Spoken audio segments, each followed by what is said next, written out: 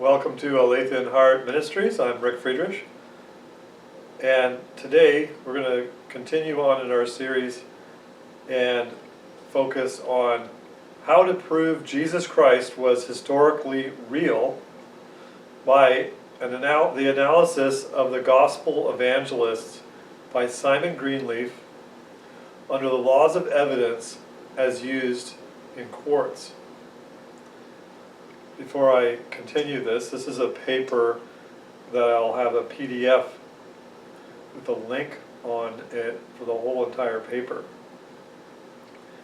And it's about 33 pages, well, more than 30 pages long. So, we're going to get into these analysis here. And I want to look at this part of the series. This is number 2 in the series of videos. The previous one was the introduction. Now this is going to get into the analysis of Christ and Christianity. And this is really an outline only. But we're going to get into the core points. And I'll read here and make more comments as I think of them as we go along here. So my immediate context today is dealing with some YouTube comments, and there is somebody who actually still believes that Jesus Christ wasn't even a real person, that you couldn't really even know that. So we're going to look at that today. It's kind of surprising in America that somebody would still say that because I don't think there's really any historians that would doubt it. But here, I'm not here to talk about the consensus gentium, which is trying to shame people into believing something because there's a lot of people believing it. I don't want to come across that way. So, I want to present this in this concise manner here. Now, to remind you what I had said in the last video is I presented this material almost 35 years ago while I was in school still, and it was an ancient civilizations class, and I proved the resurrection of Christ. Now, what I'm saying that proved it, we have to look at this in the light of the individual. So there's a difference between there being proof and you realizing it for anything. So that's where I'm really going with this series. As I said in the last video, is I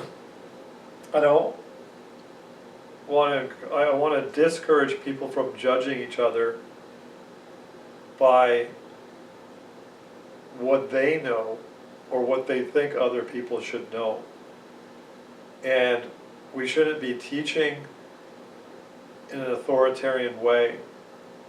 What I mean by that is pressing people to believe just because some group of people say you should believe it.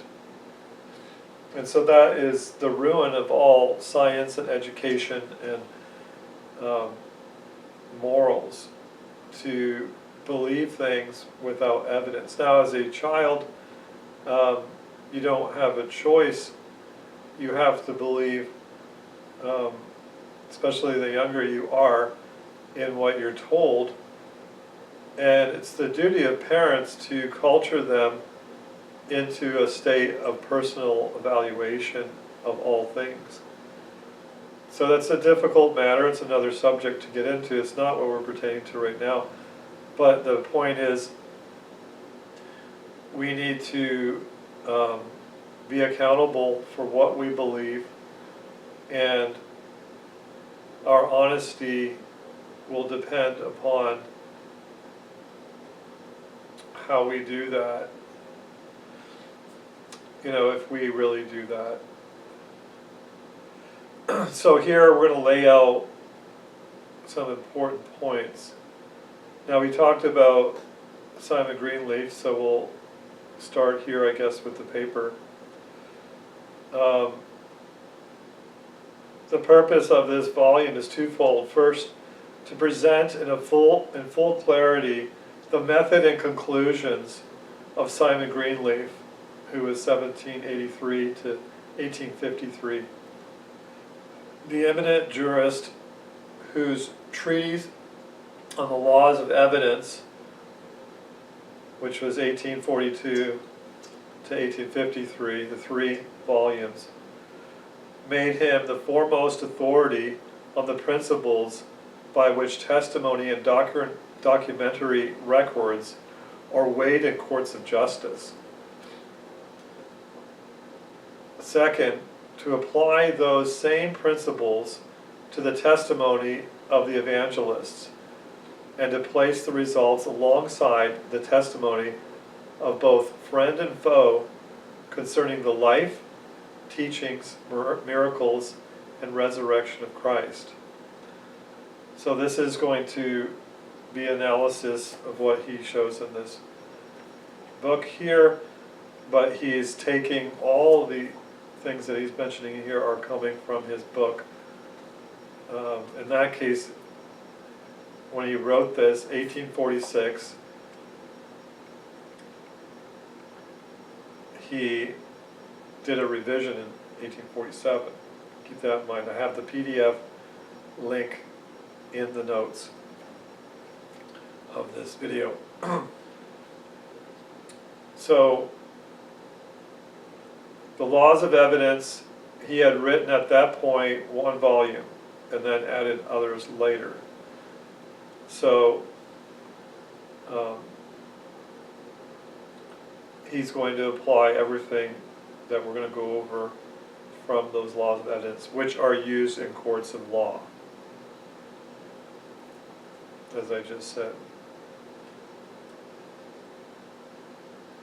So Greenleaf himself insists that the Gospels must be evaluated, quote, by the same tests to which we bring other witnesses, and by which their credibility is tried in human tribunals.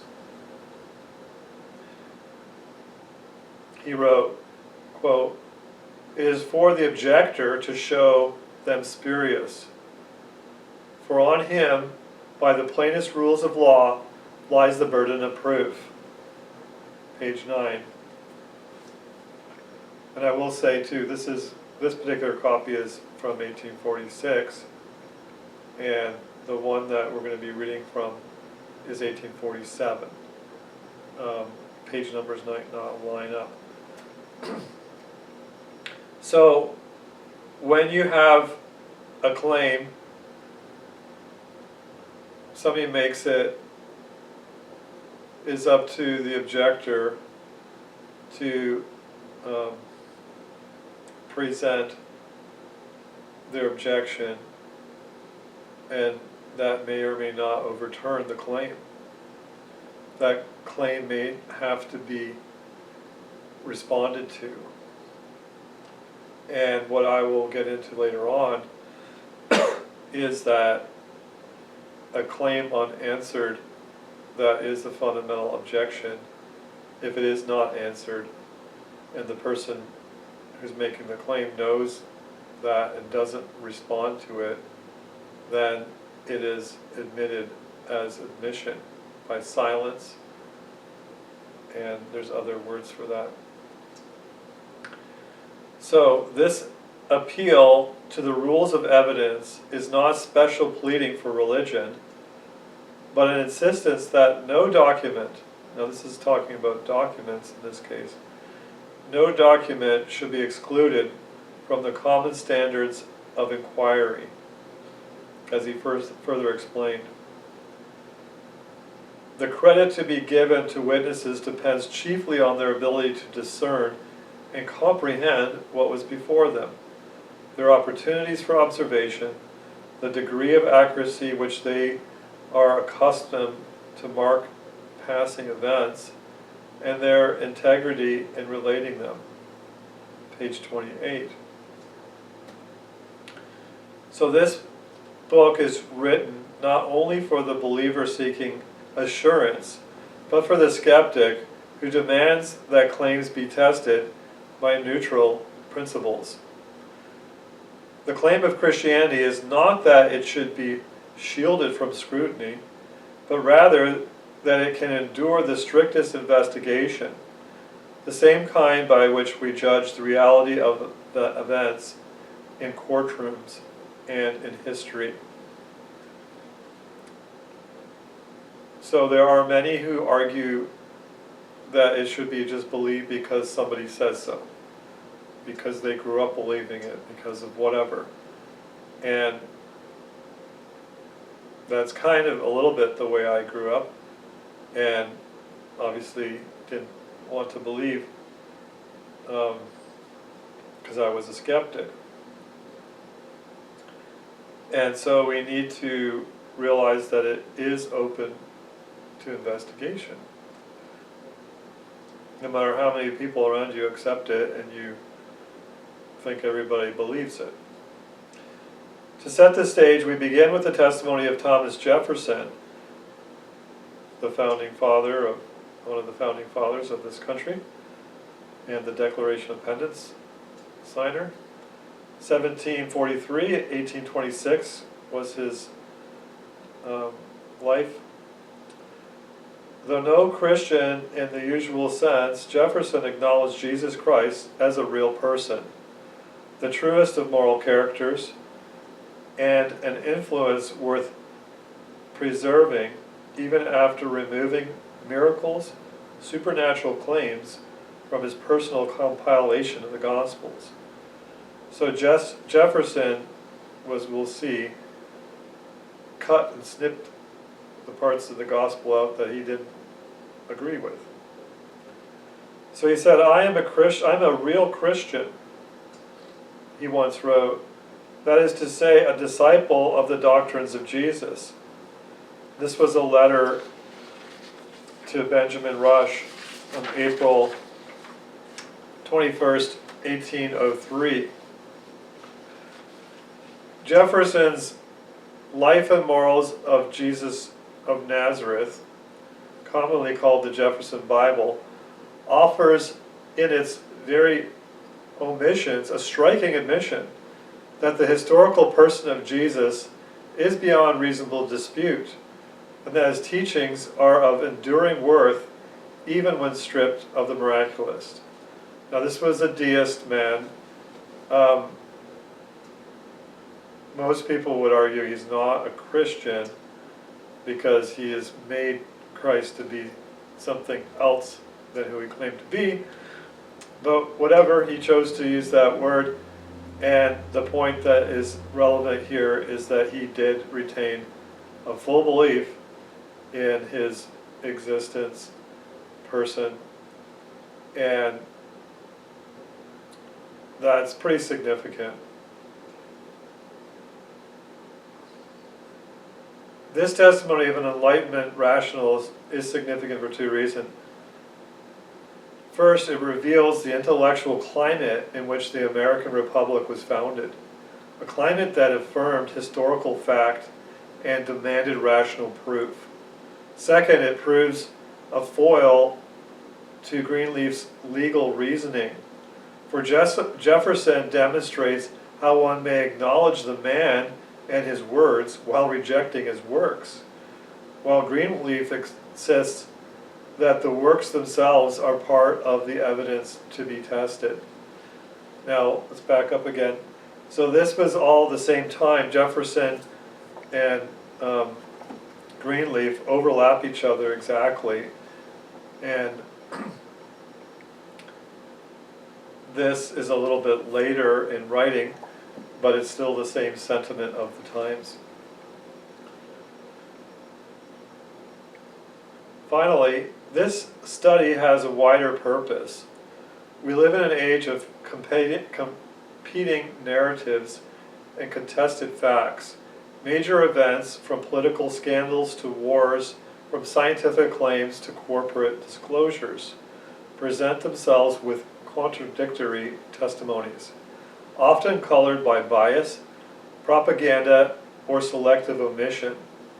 The principles of evidence Greenleaf applied to the evangelists are no less needed in our day, for they remind us that history cannot be rewritten at will, nor claims believed merely because they are loudly asserted.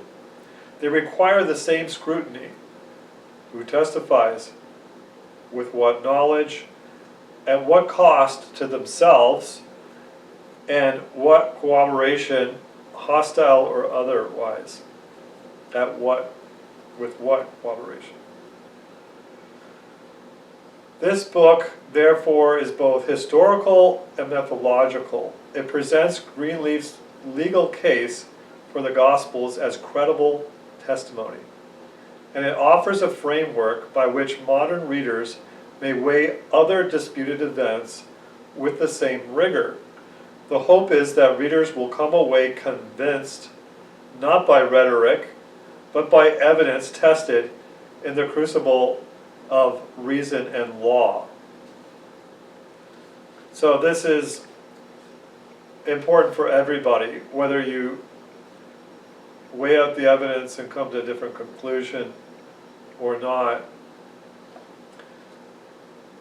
These principles are indisputable and make the fabric of our whole justice system.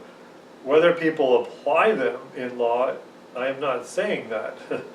You can have the violation of that, but generally things get corrected if you have the right lawyers on the other side saying, wait a second, you can't argue that way.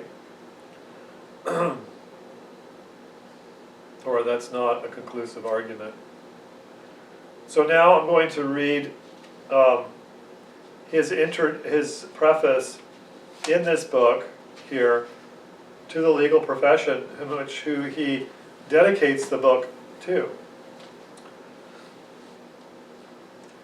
Gentlemen, the subject of the following work I hope will not be deemed so foreign to our professional pursuits as to render it improper for me to dedicate it, as I now respectively do, to you. If a close examination of the evidences of Christianity may be expected of one class of men more than another, it would seem incumbent upon us, who make the law of evidence one of our peculiar studies. Our profession leads us to explore the mazes of falsehood, to detect its artifices, to pierce its thickest veils, to follow and expose its sophistries, to compare the statements of different witnesses with severity, to discover truth and separate it from error. Our fellow men are well aware of this, and probably they act upon this knowledge more generally and with more profound repose than we are in the habit of considering. The influences, too, of the legal profession upon the community is unquestionably great. Conversant as it daily is with all classes and grades of men, in their domestic and social relations, and in all the affairs of life, from the cradle to the grave. This influence we are constantly exerting for good or ill, and hence to refuse to acquaint ourselves hold on a second.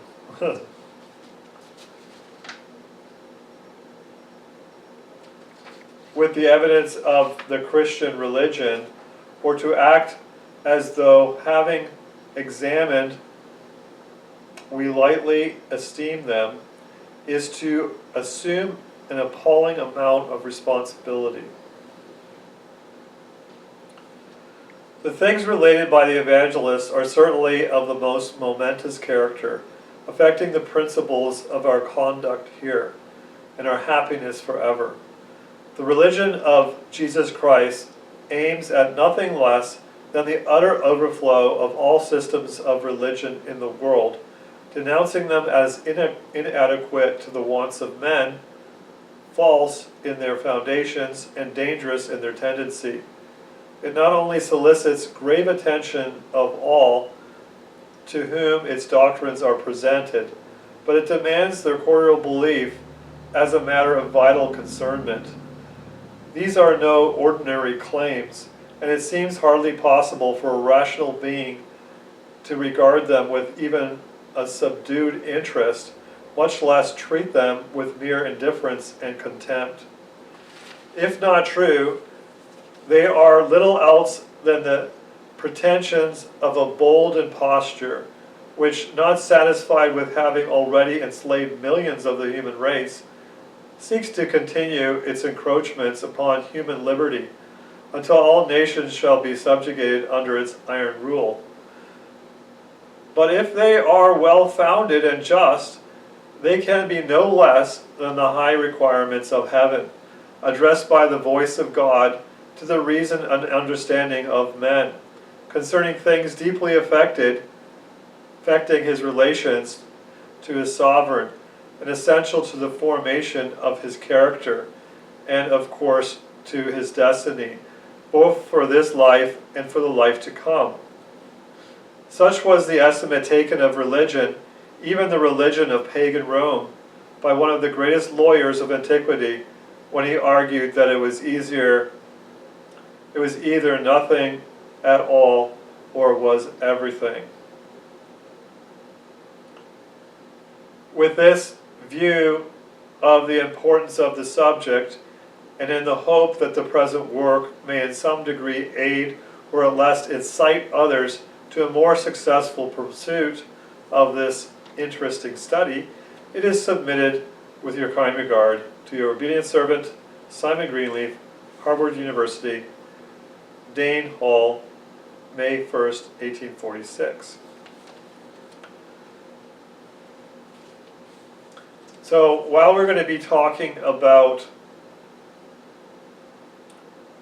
reason and external evidence, I'm going to have further evidence to mention for the existence of God and Christ as our Savior. Now, he does deal with that in this subject, in this book, and passes the subject on largely to other works that were of that focus. So that's kind of the next stage of realization that we are in a context that is that God exists. And first of all, I mean, you can try and evaluate historical events without believing that. But as I said in my second last video in the book that I finished writing recently, that really, in order to do science at all, we have to be led by God. And that's a bold statement in which I stand by and I've talked about elsewhere. So here I'm going to say the proof of God is also personally experienced and known by his power within us through the revelation of Christ, who delivers us from our dishonesty and gives us the power to rise above or be set free from our selfish lusts, while giving us a heart of love so that we have the fruit of the Spirit of God. That's a pretty major statement to make. But for those who have believed on Christ truly, he is so revealed and he so changes our heart. Now, against that is the experience of so many professing Christians that do not have that experience and show otherwise, that have not the fruit of the Spirit. And so according to the Bible, if that is to be the standard of what it means to be a Christian, then anyone who does not have the fruit of the Spirit: love, joy, peace, patience, kindness, goodness, gentleness, and self-control. If you do not have the fruit of the Spirit, and those fruits coming out of you, motivating you, noticeable to all men, then you do not have Christ living in you, as stated by the Apostle Paul in Galatians. So, for those who have this and didn't have it before they knew Christ, they know that something's different on the most basic level. We therefore know him inwardly, and then become a revelation of him outwardly with such manifestations. That is the whole purpose, that God reveals himself to others through his people. And it's not merely kind of works, it's the manifestation of true love. I guess that's kind of the same thing, but inwardly we realize something else moving us. It's not merely an intellectual or logical deduction or some Jefferson appreciation of a wise and good man to follow, but Jesus Christ, who is named that because he was to save his people from their sins, appealed to all to drink from him and have him dwell in us, in them, just as the temple was filled with his light and glory. There was a manifestation of God's glory in the old temples. There was a miraculous, continuous miraculous signs within the temple as well. And they stopped happening after Jesus died and rose from the dead, according to the Jewish testimony. God himself reveals to all people, both externally and internally, just as we know our own existence. That's a large subject to get into, that God has shown himself externally in his creation, his attributes, but he's also revealed himself to us personally and in our conscience, and we block out him if we are in a state of darkness. The love of God towards us, as externally witnessed and internally known, can be quenched by persistent prejudice and selfish pursuits. And I'll add to that, which is part of that, if you engage in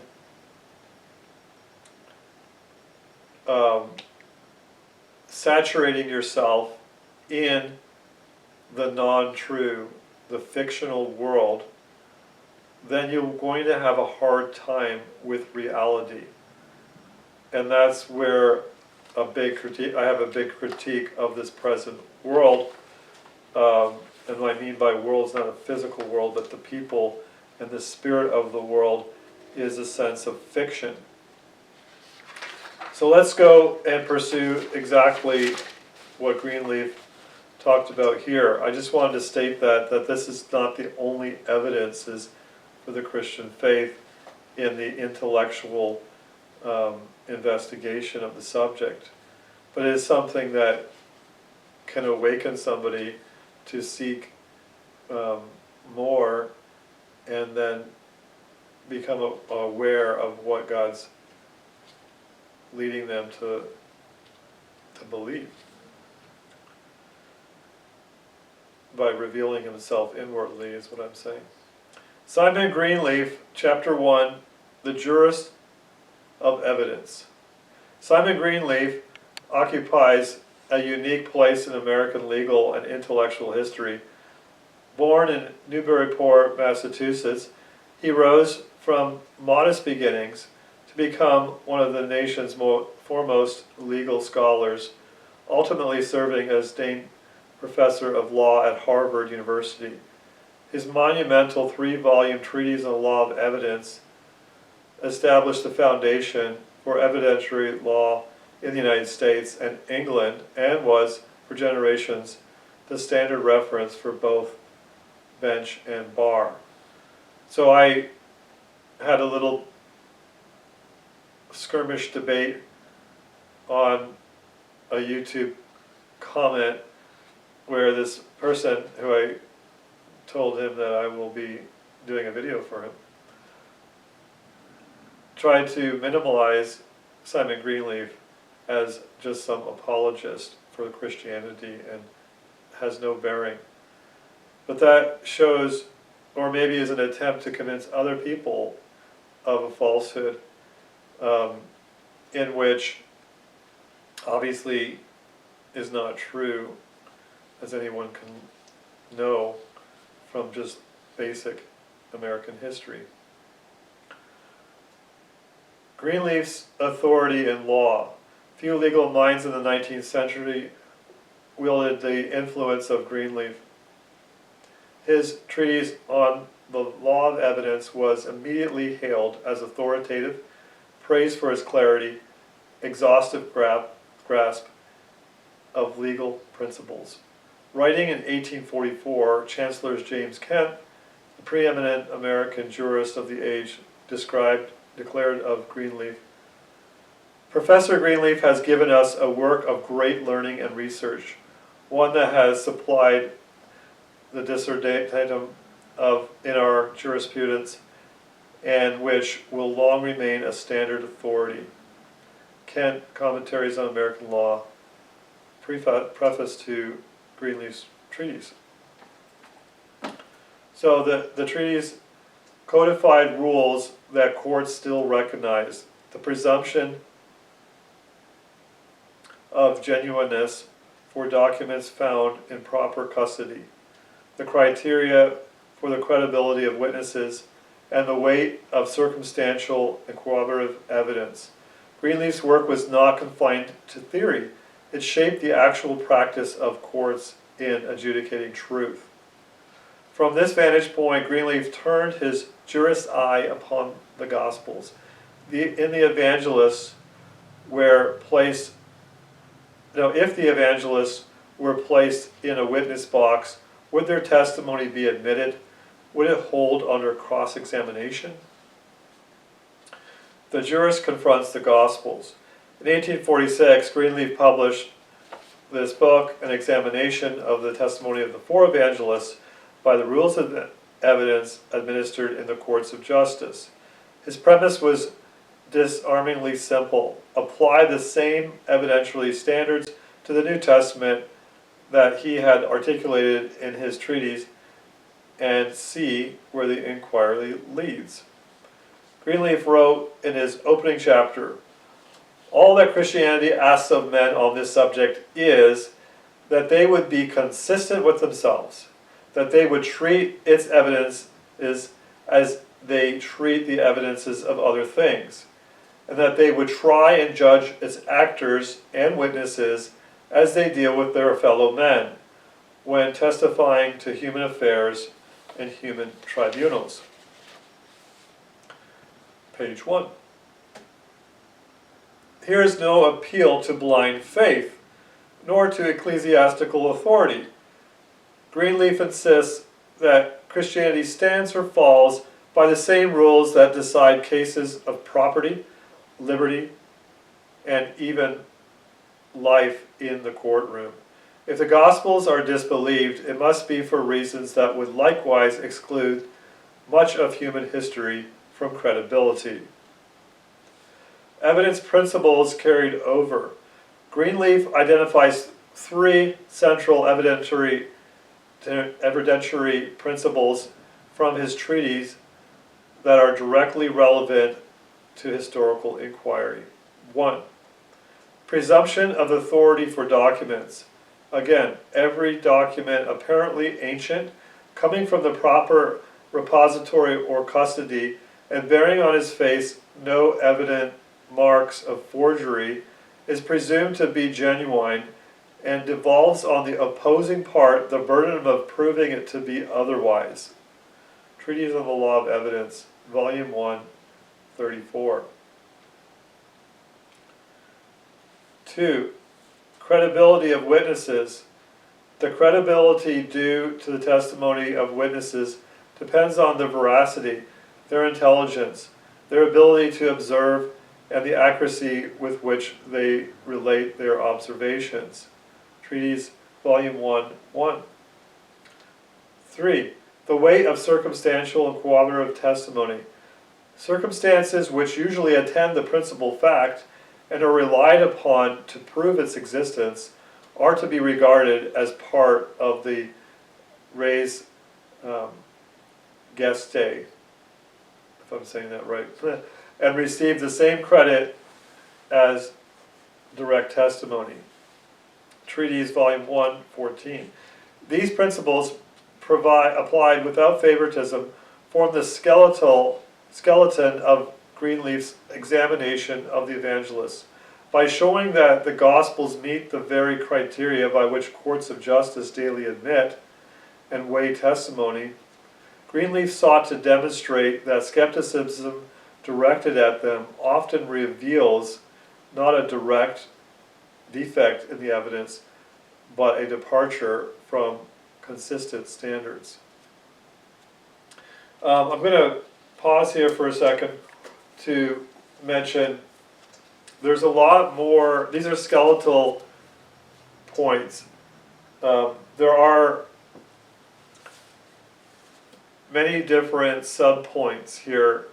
Like we would have to look into the textual criticism of the Bible itself and look at whether it is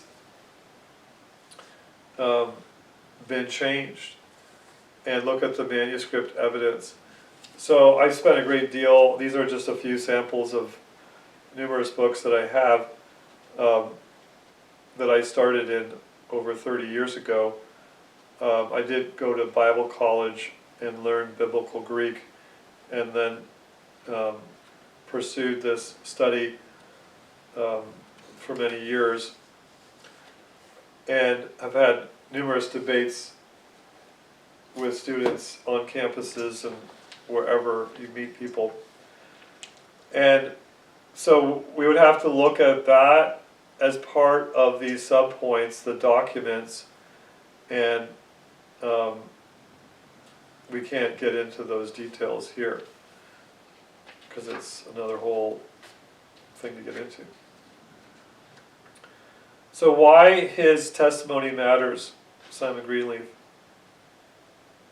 Modern readers may ask why a 19th century jurist should still be heard. The answer lies in the nature of evidence itself. Courts then and now must decide between life and death, liberty and imprisonment, property and ruin, not on the basis of philosophical speculation, but on the testimony of witnesses and the authenticity of documents. Greenleaf's rules were not pious inventions. They were the distilled wisdom of centuries of Anglo-American jurisprudence.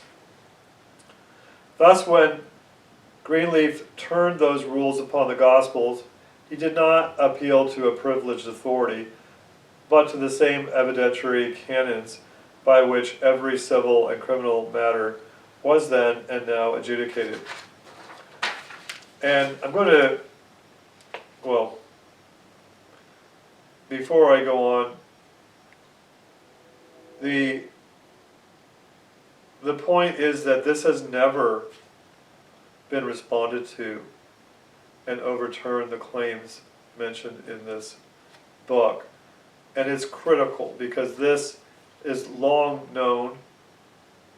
Anybody deeply involved in seeking these matters out knows of this work, and those who want to try and disprove it have not attempted to do that yet, that I'm aware of. So that's a pretty important point where there are numerous people responding to recent claims by poorly argued defenders of Christianity, and so those are easy to knock down. And I grew up in an environment, when I first became a Christian, or before I did, I sought out the evidences, and I came, thankfully, across this book, but I came across other works in which I saw weak argumentation, just because somebody wanted to answer every question, but it does worse to try and answer something fallaciously than it does. And that's one of the main motivations for me bringing this whole series up, is that we will be looking at fallacious arguments from Christians. And so I don't care what side people are on an argument, we need to be honest, and we need to be accountable for argumentation. And so I will pick at every professing Christian and their fallacies, and hold them accountable. So in going back to the point, in his own words, Greenleaf's words, if it were the case of a claim to a franchise and a copy of an ancient deed or charter were produced in support of the title, no lawyer, it is believed, would venture to deny either its admissibility in evidence or satisfactory character of the proof. So this is a crucial insight, to reject the Gospels under standards that would otherwise admit secular documents is to adopt an inconsistency, one that Greenleaf exposes with legal precision. So we have to be consistent. That's one of the major points of testimony and of reasoning. And here I was saying this to a friend the other day, that people are inconsistent. And you debate somebody, you get into something, you really have to go into it expecting people to be inconsistent and not be totally surprised or terribly surprised when you encounter somebody being inconsistent, because that generally happens. People don't realize it, and sometimes it's inferential inconsistency and they don't just see it. But almost everybody is inconsistent at times. Comparative context. Modern contested histories. Greenleaf's insistence that evidence must be tested by consistent standards is not merely an antiquarian interest of antiquarian interest. Our own age abounds with events whose narratives are contradictory, where facts are obscured by bias, and where witnesses contradict one another. The temptation in every era is to adopt one set of rules for matters we wish to believe, and another for those we resist. Greenleaf's genius was to cut through this inconsistency by insisting that the same rules must govern all. The Vietnam War and the Gulf of Tonkin incident in 1964. At the height of the Cold War tension, U.S. officials announced that American vessels had been attacked in the Gulf of Tonkin by North Vietnamese patrol boats. This testimony, solemnly delivered to Congress and the public, became the basis for the escalated war powers.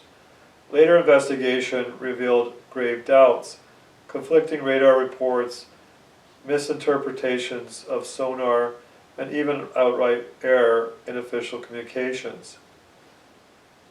Now, as far as I'm understanding, people don't doubt that after the fact now, that's part of regularly accepted history. And I'm not saying it didn't go farther than that. I don't really have an opinion on the subject. It's not something that I've really studied in any great detail. Greenleaf would have asked who testified, with what opportunities to observe, what corroboration was offered, were contradictory reports suppressed. Under his rules, hostile or unfavorable testimony, in this case from naval officers in the field, should not have been dismissed, but weighed heavily. The tragedy is that the nation acted on a claim that would not have passed the strict evidentiary standards that courts require. Next, the Nixon, White House, and Watergate, 1972 to 74. When the Watergate scandal broke, officials denied knowledge or involvement in the break-in. Yet investigators pressed forward, seizing documents, interviewing witnesses, and comparing testimonies. What broke the case was precisely what Greenleaf emphasized: cooperative and hostile evidence, drawing from recordings and reluctant witnesses which exposed contradictions and sworn denials. Here we see the very principle Greenleaf outlined. Circumstances which usually attend the principal fact are relied upon to prove its existence, are to be regarded as part of the res gestae, things done, and receive the same credit as direct testimony. The Watergate case vindicates this approach. Circumstantial and corroborating details carried as much force as direct admissions, leading ultimately to resignation. Then there was unethical experimentation and corporate deception in the 20th century. The revelations of the Tuskegee syphilis study, 1932 to 1972, in which African American men were misled and denied treatment, and of corporations knowingly polluting water samples and selling unsafe products, show the need for legal scrutiny of claims made by powerful institutions. And we have a more modern example I don't need to mention. When authorities presented their official testimony, what patients were receiving standard care, or that admissions posed no harm, hostile witnesses, whistleblowers, journalists, internal documents contradicted them. Greenleaf's rule that unfavorable testimony and admissions against interest carry peculiar weight reminds us that the truth often emerges most clearly from reluctant or hostile sources. Why these comparisons matter? In each case, the public was confronted with official testimony on one side and contradictory claims on the other. The historical record only reached clarity when tested by precisely the evidentiary standards Greenleaf described: witness credibility, opportunity to observe, hostile cooperation, and the moral improbability of continued falsehood under pressure. Thus, the comparison with modern controversy does two things. One, it shows that Greenleaf's principles are not antiquated but timeless. Two, it demonstrates that skepticism, which applies different rules to the Gospels than other historical testimony, is inconsistent. If we demand rigor for the Gulf of Tonkin, Watergate, corporate deception, we must demand it also for the Gospels and vice versa. Two, Thomas Jefferson and the intellectual climate. In order to understand Simon Greenleaf's evidentiary approach to the Gospel, it's helpful to recall the intellectual climate of the early American Republic. The Enlightenment pursuit had taken deep root in the minds of its leading statesmen. Rational inquiry, natural rights, and skepticism of tradition marked the temper of the age. Religion was not absent, but it was subjected to scrutiny in the name of reason.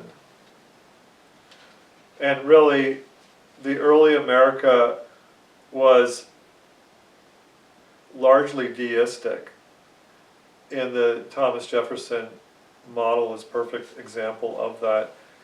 And so the founding fathers were not Christians in the modern sense of the term. They were deists, a lot of them, not all of them, but a lot of them.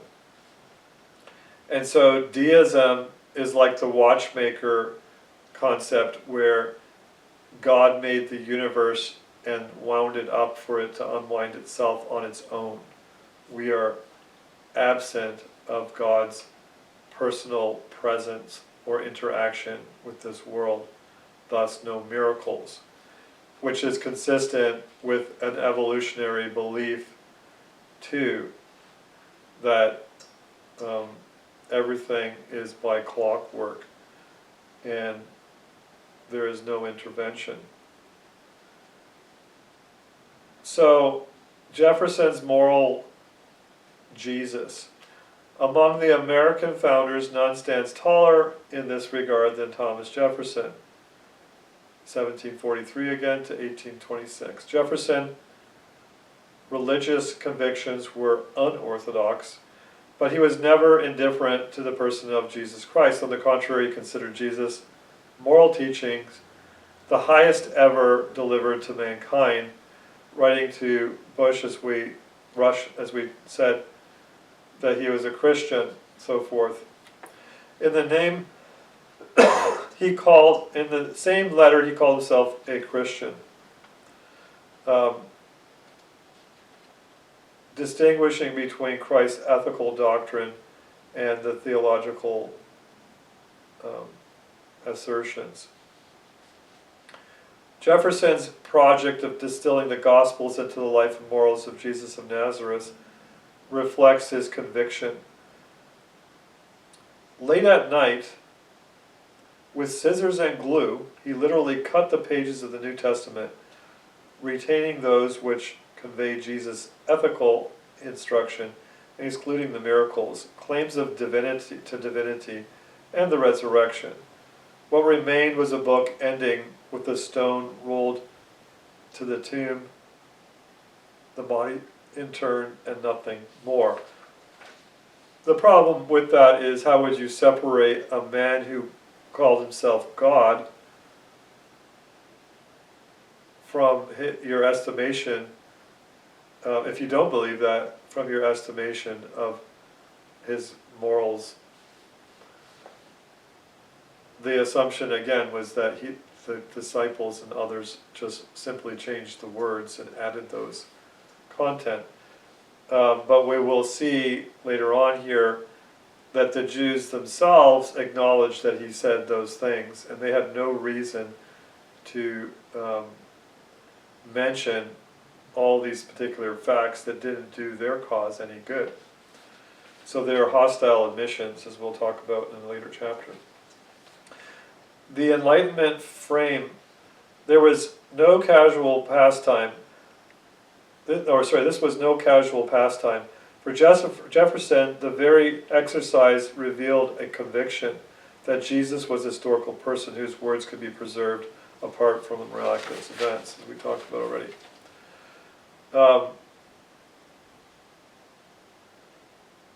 So then, he said, I wrote a wee little book, which I called The Philosophy of Jesus, is a paradigm of his doctrines extracted in text from the evangelists. A more beautiful or precious morsel of ethics I have never seen. The significance of Jefferson's view is twofold. First, he demonstrates that even a skeptical Enlightenment rationalist could not escape the force of Jesus' historical presence and moral authority. Second, it illustrates the limits of the Enlightenment skepticism, which has admitted the man and his words but excluded his works, which is a fundamental contradiction and shows that it was cherry-picking what you want to believe. Jefferson and Greenleaf compared. Here arises the contrast with Simon Greenleaf. Jefferson admired Jesus as a moral philosopher, but declined to test the miraculous claims by consistent evidentiary rules. He simply removed them. Greenleaf, in contrast, insisted that the miracles and resurrection must be admitted to the record and subjugated to the same scrutiny as the rest. To discard them without examination was, in his eyes, inconsistent. He wrote, well, we already quoted that. Consistency is the key. Jefferson provides the foil against which Greenleaf method stands out. So again, Jefferson was a deist and believed that Platonism had crept into Christian teaching that was added alongside to the true statements and historical life of Jesus. That statement is partly true when looking at theology developed centuries later by men like Augustine, who was removed from the times, like far removed, and did not know the original Greek languages, the Greek and the Hebrew languages. But there's no evidence for the claim that the apostles added to the life and teaching of Christ in what Jefferson removed from the Bible to make his redaction compilation.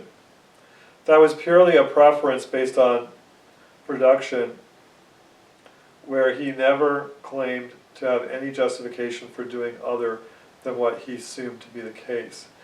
That self-delusion is a gross misrepresentation of the life and teaching of the most influential person in history.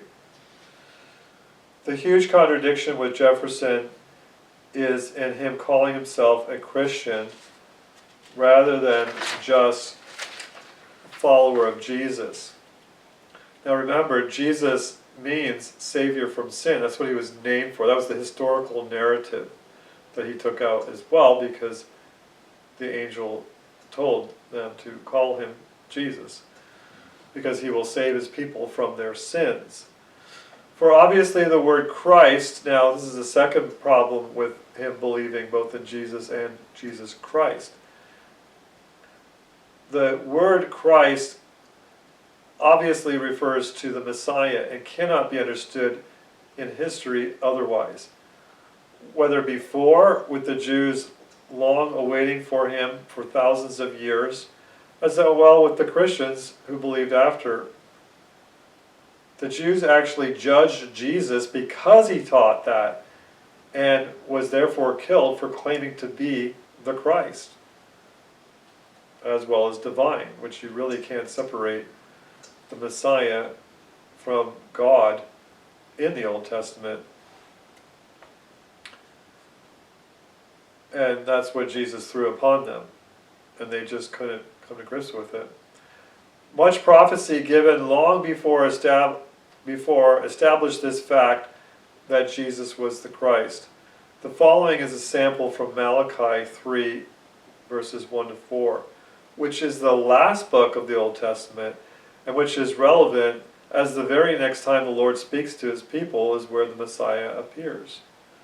So there's 400 years of silence.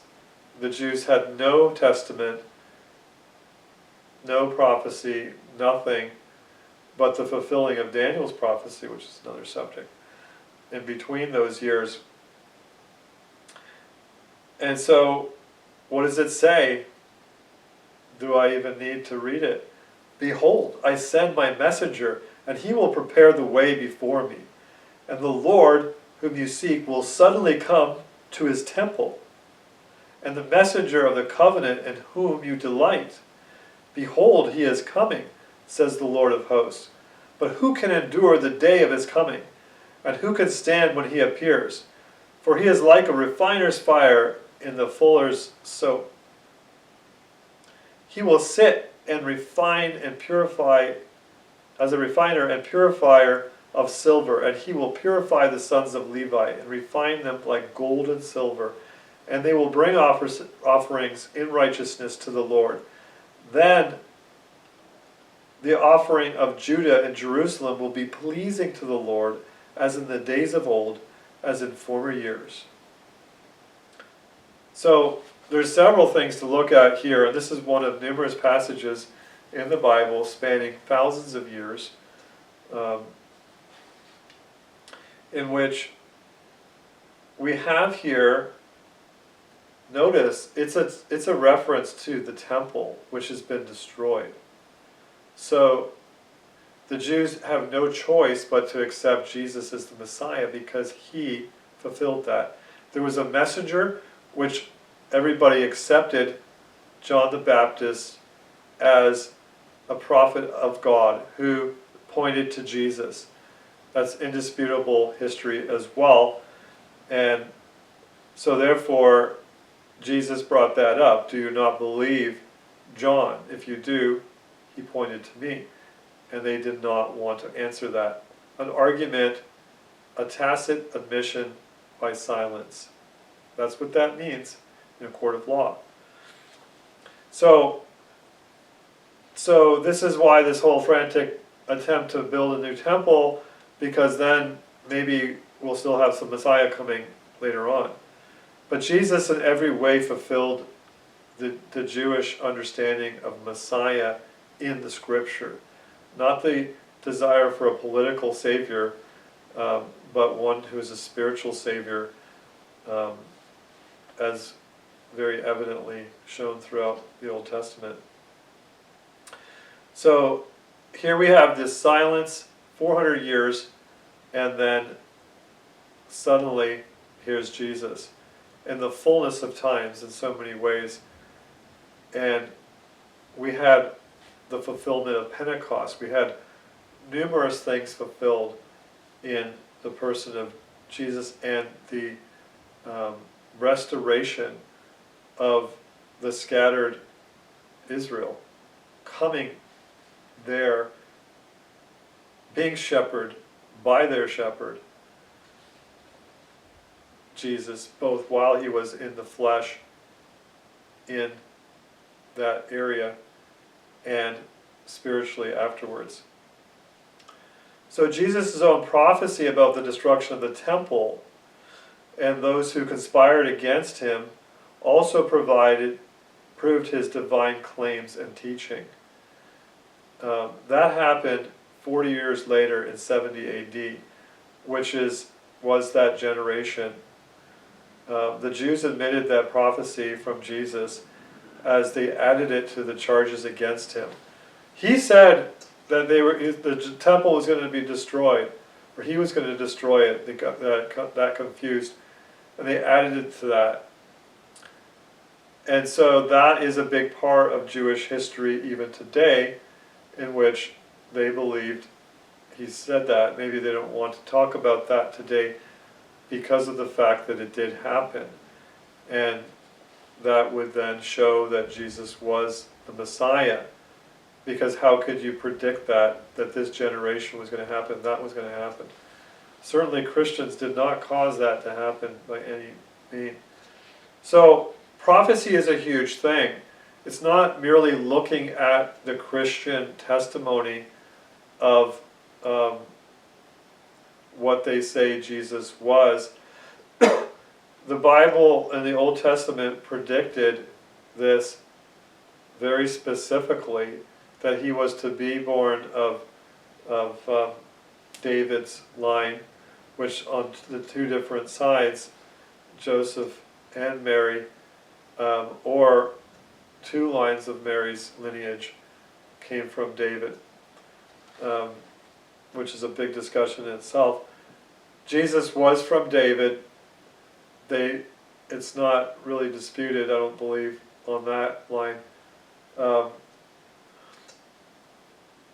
because you have the Jews admitting that he was of Mary and Joseph. And then,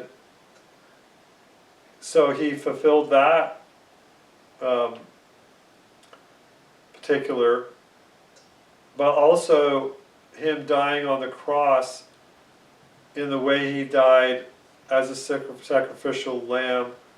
There was no other person who claimed to be a Messiah who claimed that. And there's no other person who's looked at really as a Messiah, generally speaking, to have fulfilled all the Old Testament prophecy. But this one about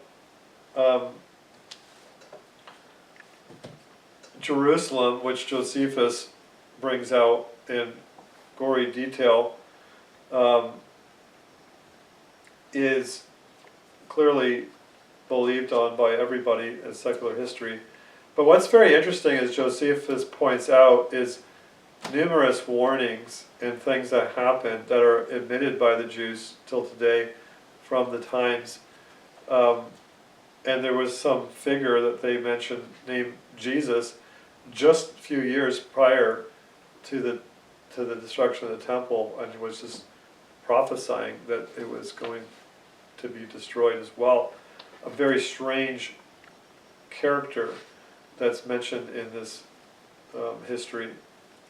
So there's quite a bit of details where about the destruction of Jerusalem 40 years later, and it's no small point to set aside.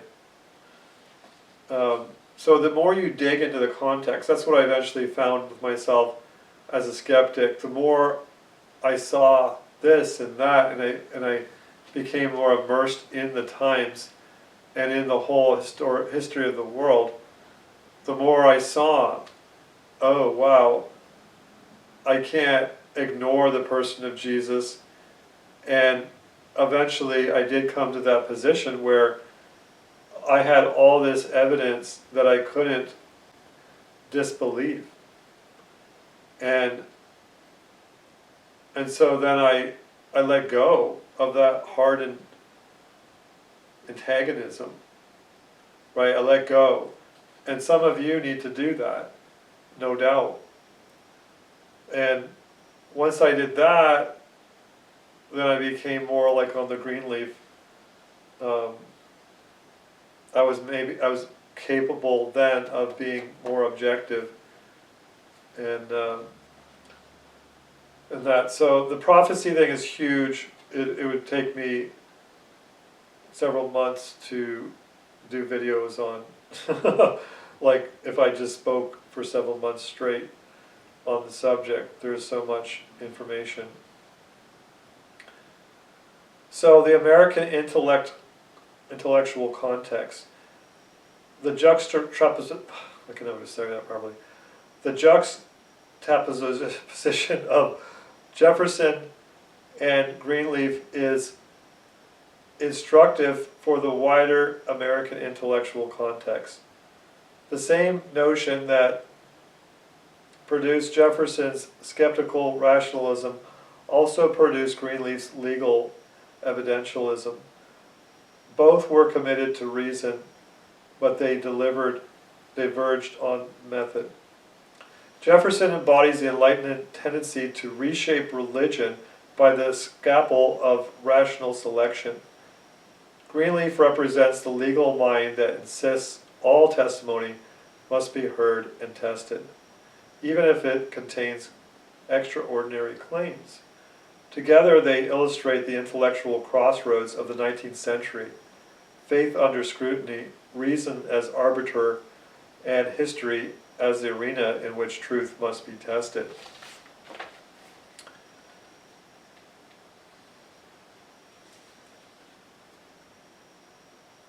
So I could get into, but I'll pass on. We can look at various other examples of this in modern history. But let's progress. Chapter 3, Greenleaf's legal framework. And of course we've already covered that. The principle of consistency, he begins that we're just looking for being treated consistently. We're just looking for a claim to be treated consistently. This is central to his method. He recognized that many skeptics dismissed the Gospels not because the testimony was weak, but because its claims were extraordinary.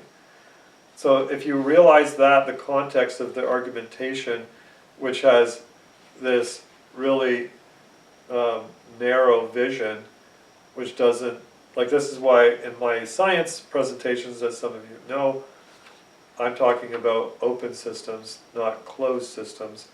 In the same way here, we're looking at this, we need to look and be open, not in a bubble that's not part of all of reality.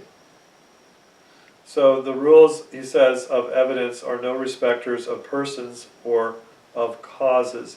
They are the same whether the question be a murder at a village inn or the resurrection of the dead man in Jerusalem. Hostile witnesses and admissions. Greenleaf was especially attentive to the evidentiary weight of hostile testimony. In law, when a witness or opponent admits a fact against their interest, that admission is considered especially strong. Applied to the Gospels, this principle illuminates the Jewish and Roman responses to Jesus. Greenleaf notes that even the early enemies of Christianity did not deny the existence of Jesus, his public following, or his reputation as a miracle worker. Instead, they attributed his powers to sorcery, or claimed the disciples stole his body. By the rules of evidence, such admissions serve to corroborate the central facts. The man existed, worked deeds perceived as supernatural, was crucified, and was reported to have risen. This testimony of adversaries is the more valuable because it is the unintentional concession of enemies who would never have admitted the facts unless constrained by the force of truth. Now it's interesting because often the perpetrators of a lie and a conspiracy can't completely cover up their tracks, and it usually is a fast con for the moment. And so in hindsight, when people can look back, they can see the evidences of it. And so we're going to look positively and negatively examples of that, where if the Christians, for example, which he brings up in this analysis of the New Testament Gospels, you have, on the positive side first, if Christianity was trying to, and the authors, the writers of the Christian Gospels were attempting to win the argument and by deceit, and it wasn't real, don't you think that they would have changed the whole story to be more favorable to their cause? Would you have women being the first witnesses of the resurrection when that actually discredited them at the time? That's a huge point, and there's numerous points like that that don't make any sense. When you look at a lot of ancient history, you find exaggeration of claims. You don't find any humiliating defeats mentioned.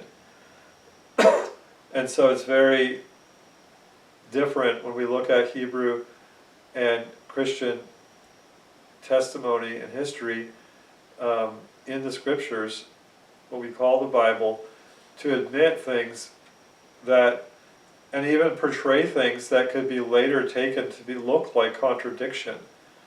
But because of sheer reporting of the details for the people to read them at the time. Remember, that's the context. These books were written for people to understand at those times. We have to put ourselves into those times to read and understand the context of what's being said in the specific context being made. So when you have testimony that is admitted, like on the witness stand, somebody's saying things, and it kind of resembles another testimony, that's more to be expected. Like, it doesn't always quite match up. Some observations and some details are maybe a little different, or because one is focusing on a particular, the other one didn't notice. Or in the case of teaching, you're focusing on a certain teaching rather than another. So these are all things that I resolved when I look through the scriptures as a skeptic and seeing things that look like a contradiction, and then realizing, especially when I became not so hostile, then I could concede the point. Because once you get judged yourself and you watch people do that to you, then it should awaken you, as I said in the last video, to not do the same. So in this case, on the reverse side, the negative things that were omitted that go against the Jewish cause are considered granted, because they had every reason to deny those claims that Jesus did miraculous things. Of course, they said he did it by the devil. They couldn't dispute it because it was so notable. And it was known throughout the world by the authorities, as you can see in the book of Acts. These things didn't escape their notice. And so, and around the area, of course, these things, there was numerous followers and so forth. So, hostile witness and admissions now allow for historical criticism, where modern historians can now admit that hostile evidence as a reason to believe that Jesus did exist, that he claimed to be the Messiah, and that he had a following, and he did remarkable works, which some probably would doubt the ability to do miracles, so they would assume that they didn't happen. So the whole record must be heard. One of Greenleaf's recurring themes is the demand that testimony be admitted in its entirety. In law, a witness cannot be believed in part and dismissed in part without clear reason. A jury must hear the whole of the testimony before judging its credibility. Thus, Greenleaf objected to the method of skeptics like Jefferson, who cut away the miracles and left only ethical fragments. To Greenleaf, this was equivalent to a court excluding half of a witness' sworn statements without justification. The fair and reasonable method was to admit all, weigh all, and often decide. The witness is not to be set aside because some parts of his testimony are extraordinary, or are to assume without proof that he intended fraud or falsehood. So this is, again, critical with Jefferson, where claiming to be a rational mind had no justification for the only claim he made for doubting the disciples or apostles or the evangelists' words and saying that they changed them is because he did not believe such things were possible. But that is not how you deal with science or any kind of reasoning. So you must be open to what is possible. And it's clearly possible that there is a God who does miracles. If you believe in a creator, then intervention into this world is obviously possible. So I did, in the previous video, 2 videos back, the point that the so-called laws of science are not actually proven to be laws, but merely what we generally observe, and which God is perfectly able to interject energy into this universe in some way, in the form of a miracle. And so you cannot dismiss that possibility. And so anyway, you're looking at it, he then was prejudiced in his reasonings. Modern application of Greenleaf's principle. The modern relevance of Greenleaf's framework is striking. Our era is awash with contradictory testimonies about historical and political events. Claims are made, witnesses step forward, and the public is forced to discern what is true. Too often, partisans accept only the evidence that supports their conclusion and discard the rest. Greenleaf's demand for impartial consistency provides a corrective. Court cases. Evidence is thrown out today not because it's incredible, but because it's inconvenient to one side. Greenleaf reminds us that rules must apply evenly. Historical controversies, whether in debates about government surveillance, public health crisis, or contested wars, Greenleaf's framework insists that we must not mutilate the record, but must test it whole. Just as he challenged 19th century skeptics to treat the Gospels by the same evidentiary principles used in every courtroom, so we may challenge modern inquiries to apply consistent standards to disputes and events.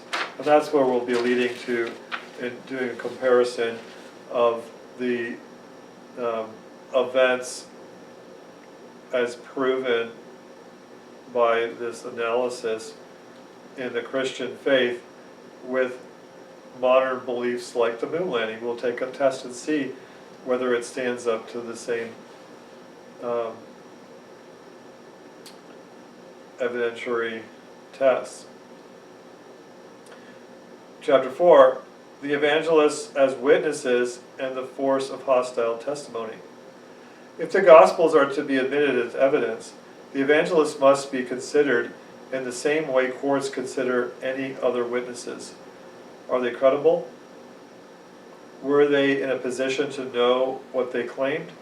Do their accounts bear marks of honesty, even when containing extraordinary facts? Simon Greenleaf answers each of these questions by applying the natural rules of legal evidence. Greenleaf observes that the evangelists wrote within a historical and geographical setting well known to their contemporaries. Their writings circulated among those familiar with the persons and places they describe. Falsehoods could have been easily detected and refuted. Instead, their accounts were preserved, copied, and read widely, both among friends and foes of Christianity.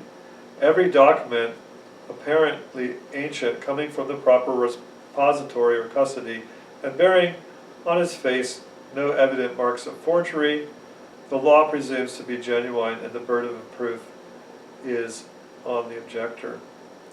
By this standards, the Gospels are prima facie admissible evidence. They have been transmitted as authentic documents from the earliest centuries of the Church, with manuscript evidence and early citations corroborating their antiquity. So here we have, especially in the Gospel of Luke, very detailed places and references, times. Some of those things you would think, why would a fraudulent person bother to even mention the details of? So you can see going out of the way to give a lot of details. And we're going to see this marks of honesty next here. Next, Greenleaf considers the internal marks of honesty. The evangelists freely record their own faults and misunderstandings. They narrate the cowardice of the disciples, the rebuke of their master, and the failure of Peter. Such features are inconsistent with fabrication, since fabricators do not readily invent details that degrade their own reputation. A witness who testifies against his own interest or records his own faults gives the strongest assurance of sincerity. Moreover, the evangelists show variation in detail without contradiction, as I mentioned. The very pattern lawyers expect when multiple honest witnesses describe the same event from different perspectives. Exact uniformity would have suggested collusion. Instead, the Gospels demonstrate independent testimony. So we're going to talk about the, dying for a cause in a minute. But the point is here, admitting your own faults and the controversies within, the big point at the bottom of that argumentation is realism. When you have, in that era, full of pride, pride and glory, right? And humanism, in the sense of self-glorification, and people were esteemed by their might, by lack of embarrassment, all these things. And here we have this humble people, a humble religion for the people, not for the high and mighty, not to be aspiring to these great and high, mighty individuals. They were to aspire to be holy. Unlike today's Christianity, which doesn't even believe in that, we have in the New Testament people actually not only being free from demonic possession and all these illnesses, but also saved from their sins, which is the chief reason Jesus came, to restore us to a relationship with God, not to be glamorous in the eyes of the world. And so here you have this new message, and it's very akin to kind of Socrates' way of life in many ways. And so coming against the general trends of people, and coming against the Pharisees who were manipulating people and money, grabbing money, or the skepticism of others. It was realism. That's what Christianity is. It's realism. And it was for the people, for everyone. And it wasn't for the high and lofty to maintain their high and loftiness without being humbled to receive this. So it testifies to our deepest nature.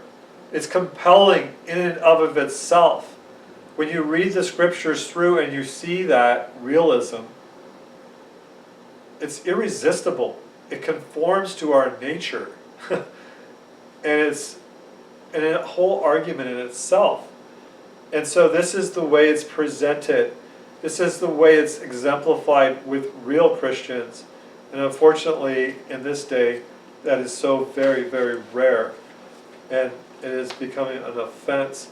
But we see the admission of that in the Old Testament, where God is grieved with the people most of the time. And he is not saying that they're going to a good place in that state. So it's not ever a place, like Paul talks about in the book of Romans, it's never a place to be content with your birthright or your national identity. That means nothing before God in estimating how he judges us and what will happen in the next life. So we see this purity in the New Testament come out, calling people out on things. And it's the major theme of the New Testament. And that's why he was named Jesus, because he will save his people from their sins. Right?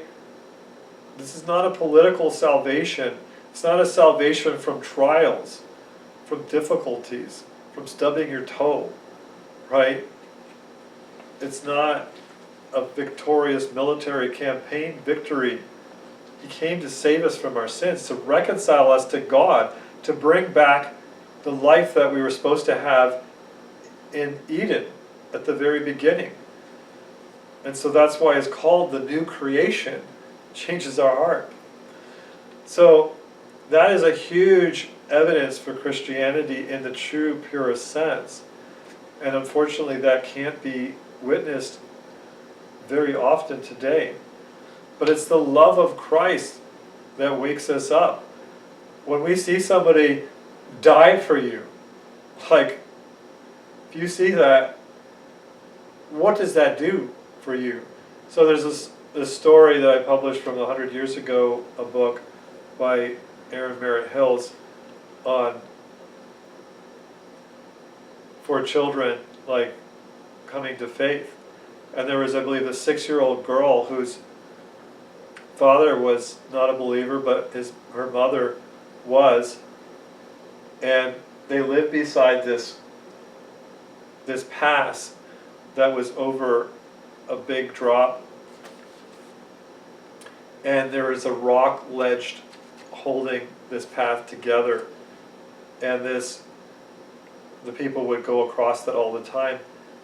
And the child was trying to convince the father to believe in Jesus. She had a real living faith, as you'll see.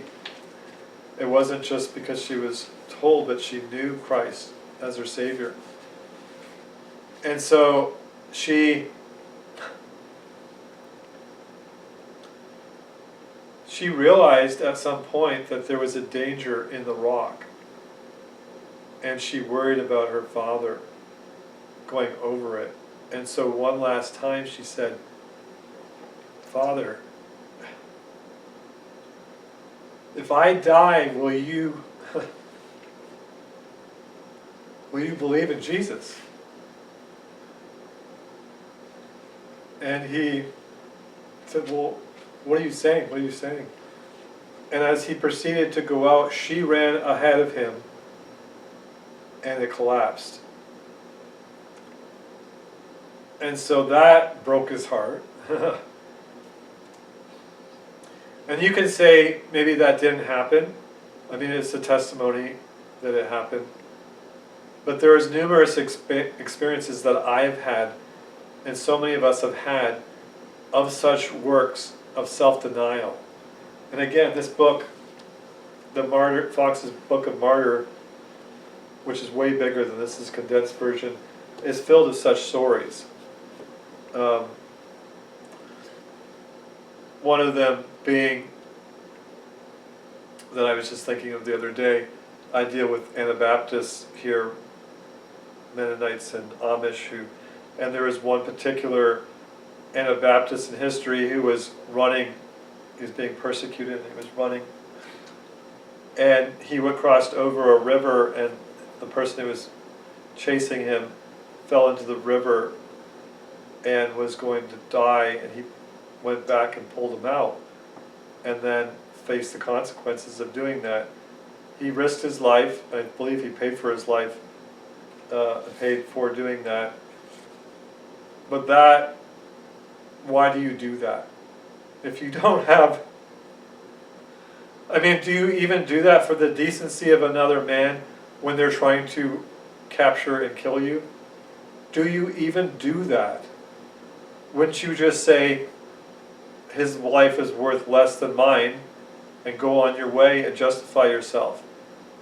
But he went back and did that. And that is compelling. That is not of this world. That is not of the spirit of this world to do that, right? And so that's just, there's numerous examples of that throughout history.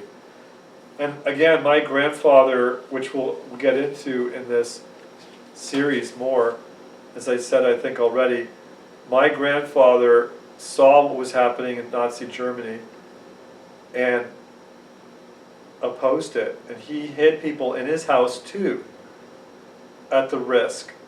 He then refused when he was forced to blow up this community or group of people. He didn't do it. And then he actually stopped a high-ranking officer from raping a Russian woman, which really risked his life to do that, and didn't die, and successfully stopped the thing from happening. So God gives us the power and the grace to do such things. And I think of now like Stephen in the Bible, he was the first Christian martyr, and how much that must have affected Saul, who later became named Paul, when he was holding everybody's cloaks who was stoning him to death. How much that must have, how compelling that would have been to see this man with all the, seeing like Jesus in heaven, as he said he beheld, and then say as he's dying, Father, forgive them, for they don't know what they're doing. As Jesus said, don't hold this sin against me, against them, he said. Now that's another whole power and argumentation that you can't you can't fathom until you experience it, I guess you could say. And so I've had quite a few of those experiences, and hopefully in my life I get, chances to have self-denial and the opportunity to be the hands and feet of Christ. That's what he says we're supposed to be. So extraordinary claims and legal neutrality. But what of the miracles? Here, Greenleaf is firm. The extraordinary nature of the facts does not disqualify the witnesses. Well, before I go on, I just had another thought here.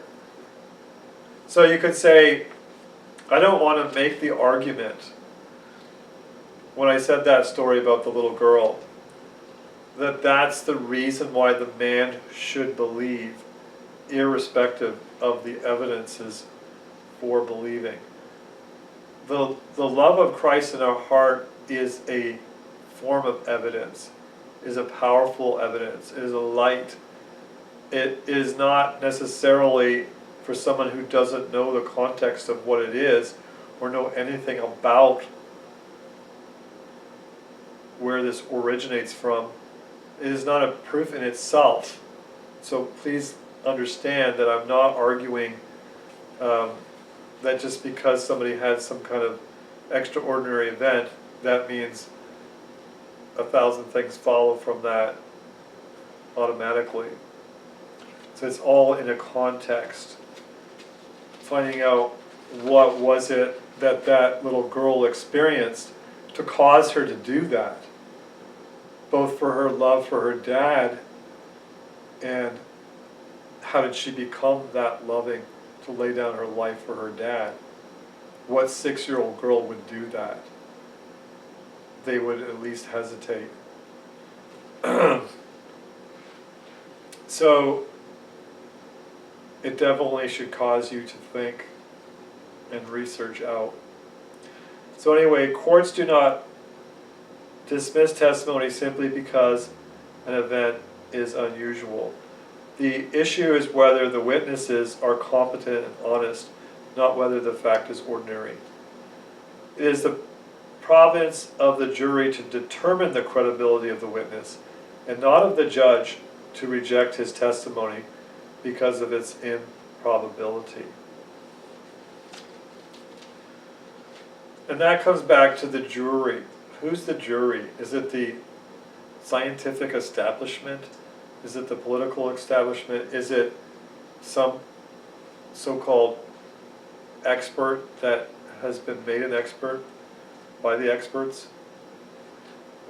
It's the jury to decide on what is the truth as presented with the evidence, or suspend their judgment. As I mentioned in that last video where I talked about not necessarily denying something, but suspending your judgment. The weight of hostile evidence, what we talked about. So Greenleaf highlights these things. The Jewish and Roman opponents admitted key facts even while denying their theological implications. The Talmud accuses Jesus of sorcery, but thereby concedes that he performed deeds considered supernatural. Roman historians such as Tacitus and others acknowledge his execution under Pontius Pilate and the persistence of his followers. This testimony of adversaries is more valuable because it is unintentional concession of enemies. Such admissions are analogous to confessions against interest in legal proceedings, which the law regards as peculiarly trustworthy. Modern parallels of hostile witnesses. Watergate, of course, Nixon. Big Tobacco, intentional documents and testimony revealed executives had long known the dangers of smoking. Whistleblowers today. Thus, just like Tacitus' grudging acknowledgement of Jesus' crucifixion supports the gospel record, so modern hostile witnesses lend credibility to contested facts. Now, this guy that I was slightly debating the other day said that there was no historical evidence for Jesus by seculars, which is quite strange. Maybe he was just saying that so other people would think that, because I don't see how we would not know otherwise. Conclusion. Greenleaf's analysis presents the evangelists as competent, honest, and independent witnesses whose testimony must be admitted in and weighed in full. Their extraordinary claims cannot be dismissed a priori beforehand, and their record is corroborative by hostile admissions from ancient opponents. By the ordinary rules of evidence, the Gospels stand not as myth, but as credible history. So now we want to get into the resurrection and destruction of the temple. The central claim of the evangelists is that the resurrection of Jesus Christ is the resurrection of Jesus Christ.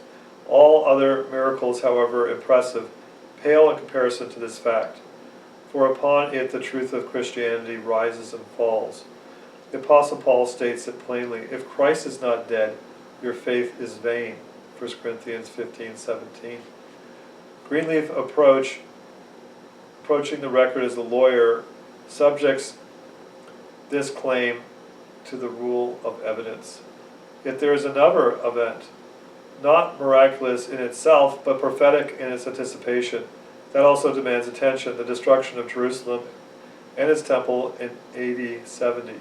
The whole city was destroyed. Here too, the evangelist record is put to the test, for Jesus himself predicted this calamity as a judgment upon the nation's rejection of him. The fulfillment of this prophecy, corroborated by hostile Jewish and Roman sources, adds another layer of historical confirmation. Together these two events stand as pillars, one supernatural and central, the other natural but foreseen. Both bear the marks of evidentiary strength. Not to mention the Old Testament alluded to the fact that these things would come upon them, the Jews, as they had before. They would still come upon them if they fulfilled the conditions of receiving a judgment from God. So the point of the destruction of the Jerusalem and the temple in 70 AD was God signifying through Jesus Christ and him telling them this, that this would happen to them, that he was done with their religion. In other words, their religion was fulfilled in Christ, and they needed to come into their Savior, who was always prophesied to come for their deliverance spiritually. And when you think about it, Jesus was the Lamb of God, right? He was prophesied in so many ways to be that. And in the prophets, in Ezekiel and Jeremiah, we have, behold, I am making a new covenant. And we were setting aside, I'll be setting aside the old covenant. It'll be replaced by the new. So all the Old Testament is against the present religion today that doesn't receive that, because it was so spelled out so very clearly. Like, how do you explain this new covenant statement, and that the old would pass away? When you look at 2,000 years ago, all the events and everything that's happened since then, doesn't it make sense? So there's a law involved in that. So we're going to look at some little bit more detail here. Yes, on the next page here. The resurrection under trial. Greenleaf recognizes that the resurrection was not merely one among many facts. It was the foundation of the Christian system. Accordingly, he examined the testimonies of the evangelists as a case within a case. The empty tomb. All four evangelists record the tomb was found empty. Hostile explanations confirm that fact. Jesus reports that the Jewish leaders claimed the disciples stole the body. Such an accusation implicitly admits that the tomb was empty. The Talmud later repeated the charge. By the rules of evidence, hostile admission is strong corroboration. This testimony of the adversaries, who would never have admitted the facts unless constrained by the force of truth, is of the highest character. So again, I do want to point out in a later video, I'm going to really enlarge upon the subject of the nature of conspiracy, both in the proper sense and in the wild crazy sense. I want to actually have a separate video for the wild crazy conspiracy theorist, and then talk about in the proper context. And one of them I'm pointing out is that there was 3 conspiracies admitted even by the Jews themselves. Well, the first one's not necessarily admitted. Well, yeah, they do admit it. They arrested Jesus in the nighttime with like a mob. They basically arrested him illegally, the way they arrested him. So that was a conspiracy. Secondly, they also tried him illegally. They did not give him a fair trial, and they did not prove their justification for handing him over to. So there's probably several different things, but we're just talking about the main events. And then thirdly, after he rose from the dead, they conspired also to not only pay the guards off and say what they said, but then to preserve that for their posterity to future generations, telling their children and their people that this happened, which is a crime against themselves. And so I wanted to bring that up as a point of actual conspiracies for Christians to realize that there are conspiracies in the Bible. I'll leave you with the question, how much percent you think of conspiracies there in the Bible? And you'll be surprised to find out how much percentage of the whole entire Bible. I have calculated it out. The witnesses of the risen Christ. The evangelist and Paul record appearances of Jesus to individuals and groups. including hostile or skeptical persons such as Thomas and Paul himself, who was Saul at the time. Courts recognize that testimony of multiple independent witnesses, especially when they once doubted or opposed the claim, carries great weight. Greenleaf insisted that such testimony cannot be lightly dismissed. If the witnesses are worthy of credit, then we are bound to believe what they affirm, even though they might not accord with our previous experience. So, when somebody is quite hostile, even going around trying to murder people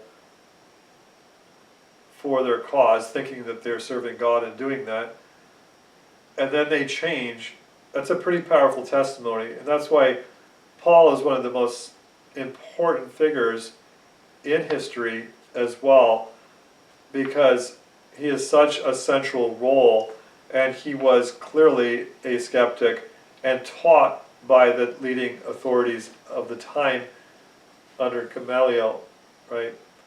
And he, again, was given authority to persecute the church.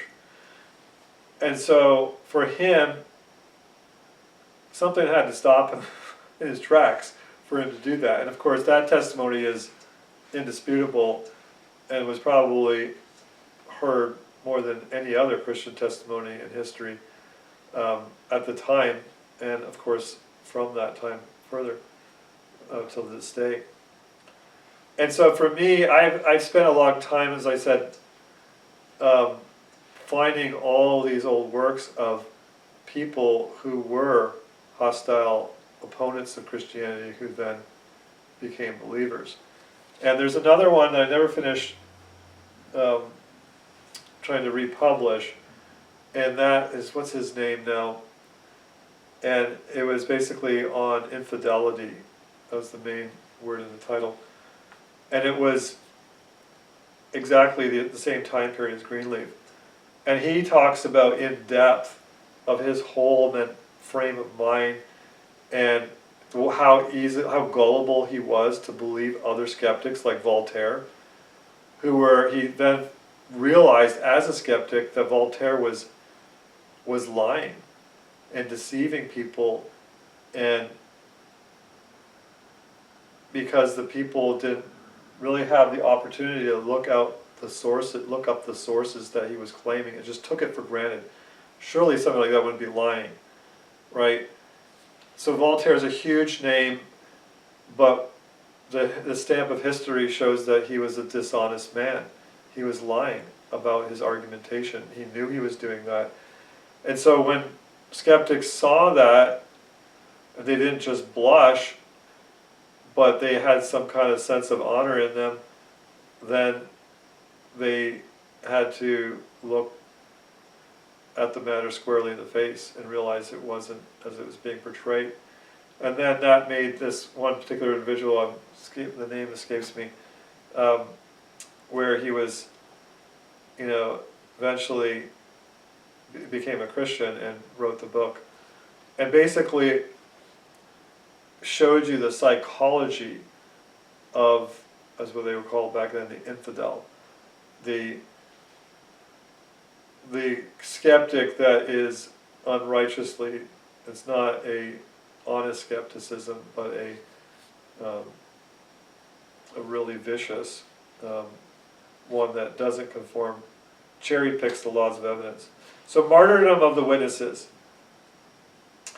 The disciples endured persecution and death for their testimony.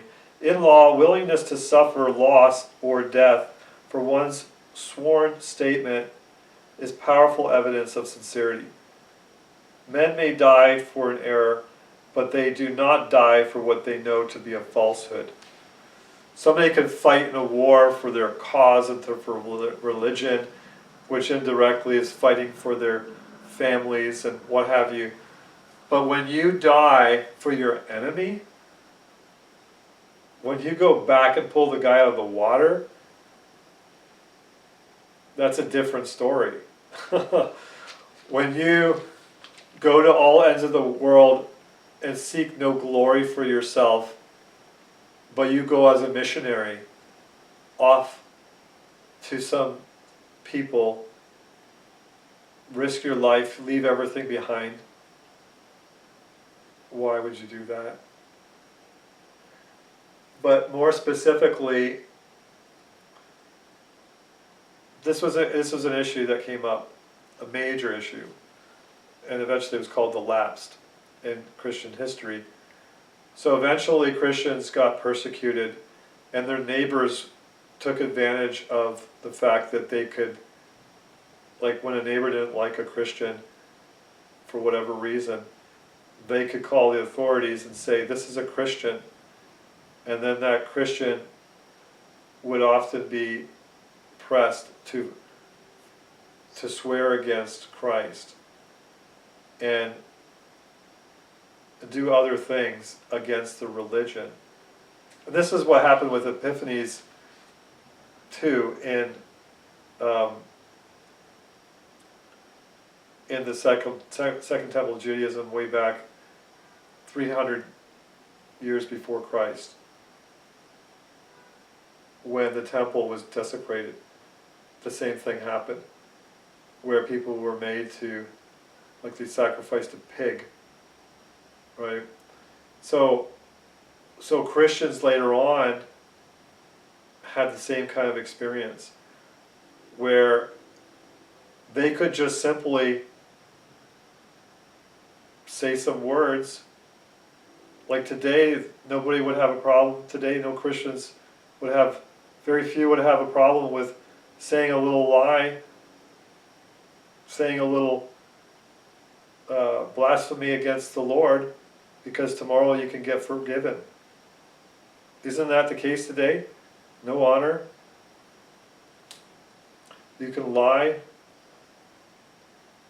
for whatever reason, for a good cause. But back then they didn't. But eventually there came a time where some did. Maybe they weren't, fully converted. But all those countless souls who didn't, they wouldn't lie. They wouldn't forsake the Lord. And so they died as a martyr, like literally thrown into the arenas and eaten by animals, or put up on a cross with oil and what have you on them, where they would actually burn for hours before they died.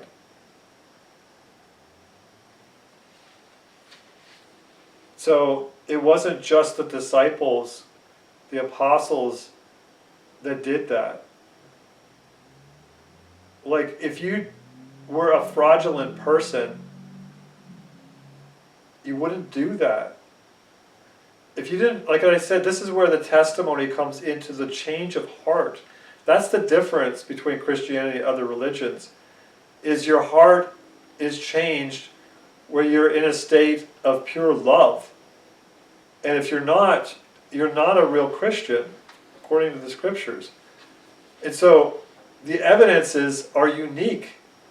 You're not going to find that in history with any other religion, except original Judaism before Christ.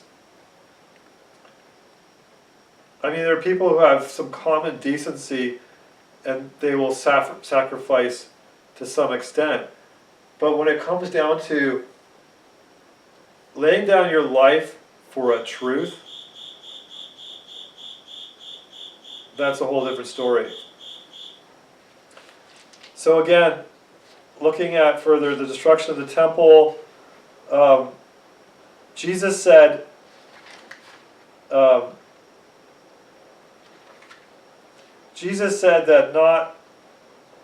he predicted the destruction of the temple. He said, there shall not be left one stone upon another that shall not be thrown down. The days, Matthew 24:2, the day shall come upon you where your enemies shall cast a trench about thee, and they shall not leave thee one stone upon another. Oh, I quoted King James there. So that's Luke 19:43 to 44. This prophecy was fulfilled in AD 70 when the Roman legions under Titus destroyed Jerusalem. Josephus himself wasn't actually an eyewitness, records the calamity in detail. Jewish War, Book 6. The temple was burned, the walls torn down, the Jewish nation dispersed. Here the evidence is not miraculous but historical. The prediction is the record before the event. The fulfillment is corroborated by witness sources. By the rules of evidence, this alignment of prediction fulfillment confirms the liability of witnesses. Now, get this. Here's a twist. Well, was Jesus a false prophet? Because if the the Temple Mount, so-called Temple Mount, was the Temple Mount, then there's plenty of stones there still left. So Jesus would be a false prophet. But history says the opposite. That belief is only about 500 years old. If you go back, as this book shows by Ernest L. Martin, The Temples Jerusalem Forgot, that you have the temple was in a different spot. Now this is not some crazy statement. This is a very big book with a lot of detail. So now we can look at this map here. This would be where the temple actually was, about 600 feet south of the fortress of Antonia. Notice how big that fortress is, and that's the same, that is the Temple Mount, right?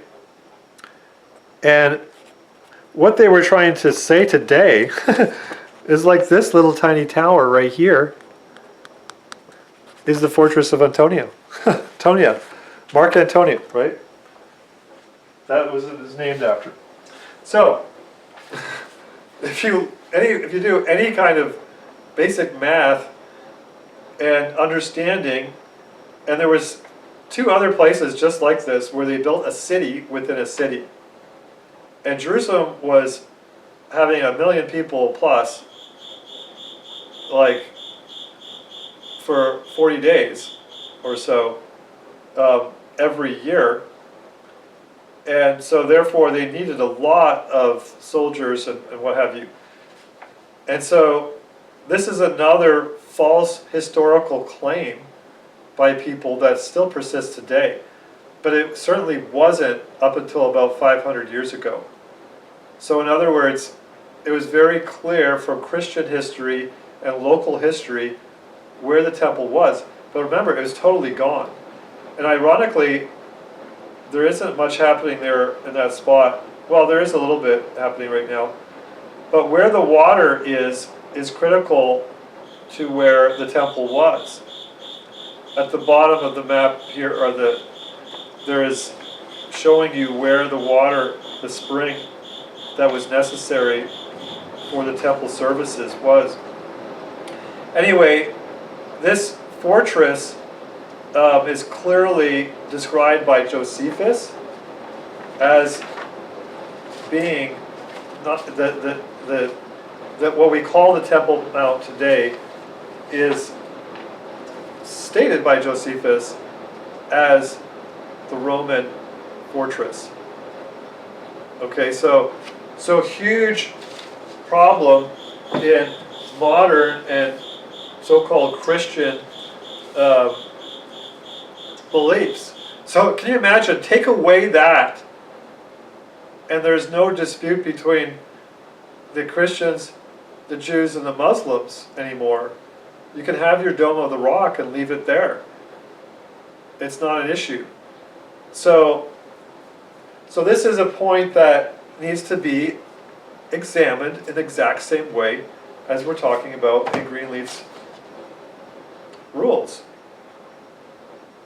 So I wanted to say that this is something quite important, because otherwise you have a Jesus who's a false prophet, because those stones on the Wailing Wall have been there all this time, and they weren't put back up. But in the place, like about, what is it, 600 feet south, all that's changed. There is nothing original there, and there's so much of Jerusalem that is not original unless you would go down. If you look at what Josephus talks about, what happened, they dug stuff up. I mean, think about it. That place was full of gold. And when that melted, that gold went down into those rocks. And as he talked about in here, and this is a Jewish historian, okay, not a Christian, who said that they dug up everything, and not just there, but all around Jerusalem. And after a while, the soldiers just lost it.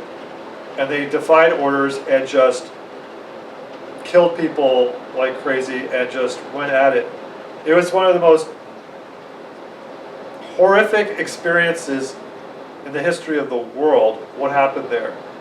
Like there's a time where he talks about how both sides were absolutely devastated when this woman complained that her and this other woman had decided, because they had no food, they were starving, to boil their children, one day and one the next day. And then when the one had boiled her own child, or ate her own child, and then complained that the other woman wouldn't do it, everybody was floored. And this is exactly what God said would happen if they would fundamentally reject him as they did. It says that in Moses' law, that you will literally eat your own children. And that wasn't the first time it happened either in biblical history. So the point is that the Romans were, in all their hardened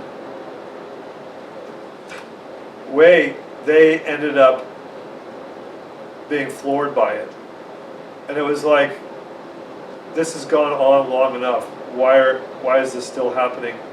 Why are they holding out like this? But they held out, and only a few left of the higher ups. They left, and then the rest held out, like 1 million people, and some of them were enslaved later on. Anyway, it's a huge event if you haven't studied it, but the details are vivid in here and revolting. But the point is, you can look at that story and see, for example, he tells you exactly what was what. So for people today to ignore Josephus and then quote him in other regards doesn't make any sense. So like I said, I'm a realist. I'm not afraid to believe the truth. And I was saying things 5 years ago, you can still hear, and I was right about it, which people are saying today. And that wasn't easy to do, right? So we have to be willing to be truthful. So modern parallels, we talked about them already. Confirmed predictions. Again, you can read this on your own, some of these details here. So testimonies, okay, then there's a couple of things here to go over. Skeptical objections and so forth. The transformation of the disciples. Prior to the resurrection, the disciples were depicted as fearful, confused, and often disbelieving. They were also uneducated, more than the basic education of the time. Peter denies Jesus 3 times. Thomas doubts the report of his resurrection. And the group generally flees at the moment of arrest. After the resurrection, the same men display remarkable courage, boldly proclaiming the risen Christ in Jerusalem despite hostile opposition. Now, the important point of that is it wasn't merely after they found Jesus, it was after they experienced the baptism of the Holy Spirit that was promised by Jesus. And that is a huge point that you would have to make that distinction. They were suddenly emboldened, and they had the same giftings that Jesus had, to even a greater extent, that people were being healed in some extraordinary way by even, they're hoping they just, their shadow would pass them and they would get healed. So suddenly there's a whole different level of boldness and courage and proclaiming Christ without Jesus physically being beside them, because Jesus was now not, the Holy Spirit of God wasn't just among them, but he was inside of them, like the temple being inhabited. Suddenly, the glory of God was shining through them in all this power and ways that's not like worldly power. So a witness who testifies against his own interests or endures loss or suffering for what he affirms gives assurance of sincerity.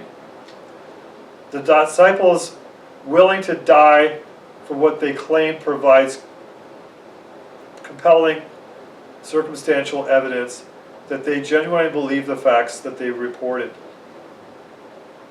No law-trained observer would dismiss this as trivial, as I just heard somebody trying to do. It is analogous to modern cases in which insiders expose wrongdoing at great personal risk. For example, whistleblowers revealing corporate or government corruption. And again, we saw this 5 years ago when certain people in certain professions had to leave their profession because they weren't willing to poison people and other measures. And locals in this county here did not follow orders. In fact, nobody followed any of the orders to do certain things that were not constitutional. The rapid growth of the early church. Another remarkable fact is the rapid expansion of the Christian movement.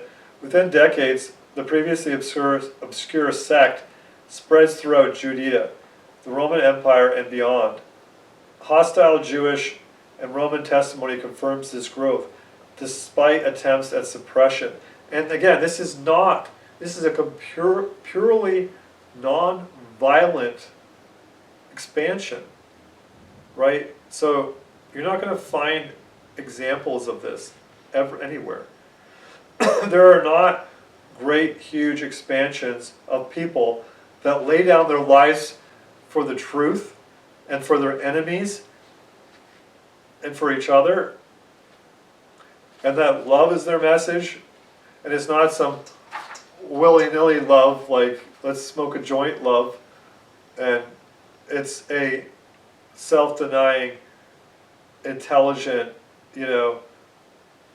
love that is progressive, that led to scientific discoveries later on, because of the honesty and openness to the truth. So there's all these different things to look at. So the swift proliferation of Christianity corroborates the truth of its foundational claims. Ordinary individuals would not risk life and liberty to propagate a falsehood, particularly one involving miraculous events, widely testable and potentially refutable. So you can even see, it just came to mind, the Corinthians, some of them who were believing, like the Sadducees, there was no resurrection. And then Paul starts arguing and saying, you know, so he's bringing evidences towards them, you know, and so there wasn't this just, well, I just believe it because he said it. There was this investigation of the facts. Like Thomas, I want to see what I saw happen to him on the cross. I want to see that where he was stabbed, you know, and he was in his hands too. So addressing modern skeptical objections. Modern skeptics raise several objections which Greenleaf's method allows us to address systematically. 1. The disciples invented the story. Greenleaf emphasizes the improbability of fabrication given the circumstances, hostile opposition, martyrdom, independent accounts. Fabricators rarely endure death for claims they know to be false, particularly when the claims are extraordinary and easily disproved. If anything's known of Christianity, is that the blood of the martyrs is the seed of the church. And again, Fox's martyrs, you could see that. There's a history down to this very day of that. Unlike that you're going to find anywhere else. You're going to find people martyred for, you know, in battle. Like we see Joseph Smith fighting, you know, that's not a martyr, that's like a criminal. I mean, you could debate that, whether that was criminal action or self-defense or whatever, but you don't see that laying down one's life in these other religions. And so this is a very unique experience, especially at the very birth of this movement. And of course that's what Jesus taught, right? So it was consistent with his teaching. The gospel writers, there's question number 2 is, gospel writers were biased or unreliable. By legal rules, all witnesses may have bias. Greenleaf notes that independent testimony, cooperation among multiple sources, and hostile admissions mitigate bias.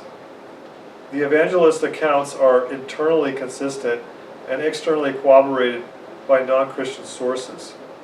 3. Extraordinary claims require extraordinary evidence. Greenleaf rejects as dismissing testimony solely because of the fact it is unusual. And I say that with science too. You have to face what you see. You know, the law tests credibility, not probability. The combination of competent witnesses corroborating hostile testimony, observable consequences, disciples' behavior, church growth, satisfies evidentiary burden, the burden of proof. The events could be legend or myth. Greenleaf notes that legends typically develop over long periods of time and often display inconsistency, exaggeration, or embellishments. The Gospels were written within decades of the events by multiple independent witnesses in an environment hostile to error. The result is a record consistent with historical testimony, not myth-making. Now that's a whole science in itself, looking at all those details. There's a lot of material in the New Testament times, and people make it out like it's not there. So,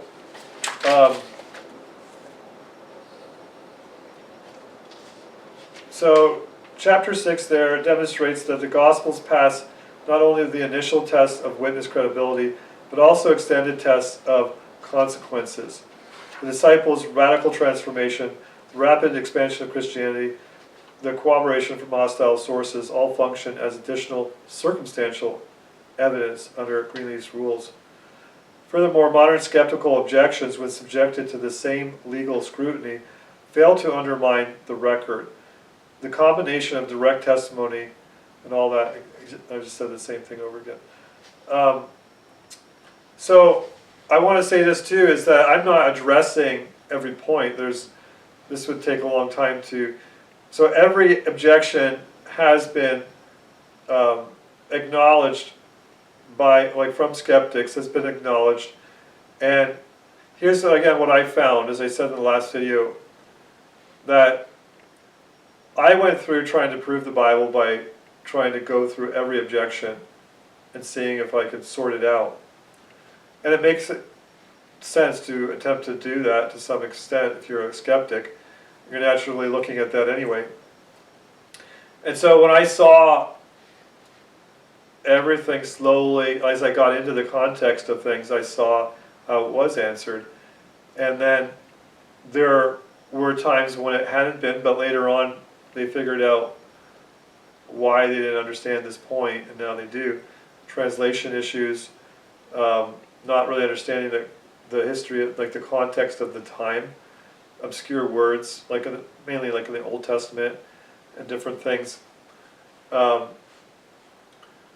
we can know, like if we know that Christianity is true and the autographs or the Bible, New Testament is true, it then supports the Old Testament as true. So that's where we know, like what I'm talking about is Genesis history, as I just recently talked about. We know that Jesus confirmed that it was, and he held to the position and taught the position of those scriptures not being mythology, like C.S. Lewis would have believed, that it was just some mythology that God sanctioned or something like that. So,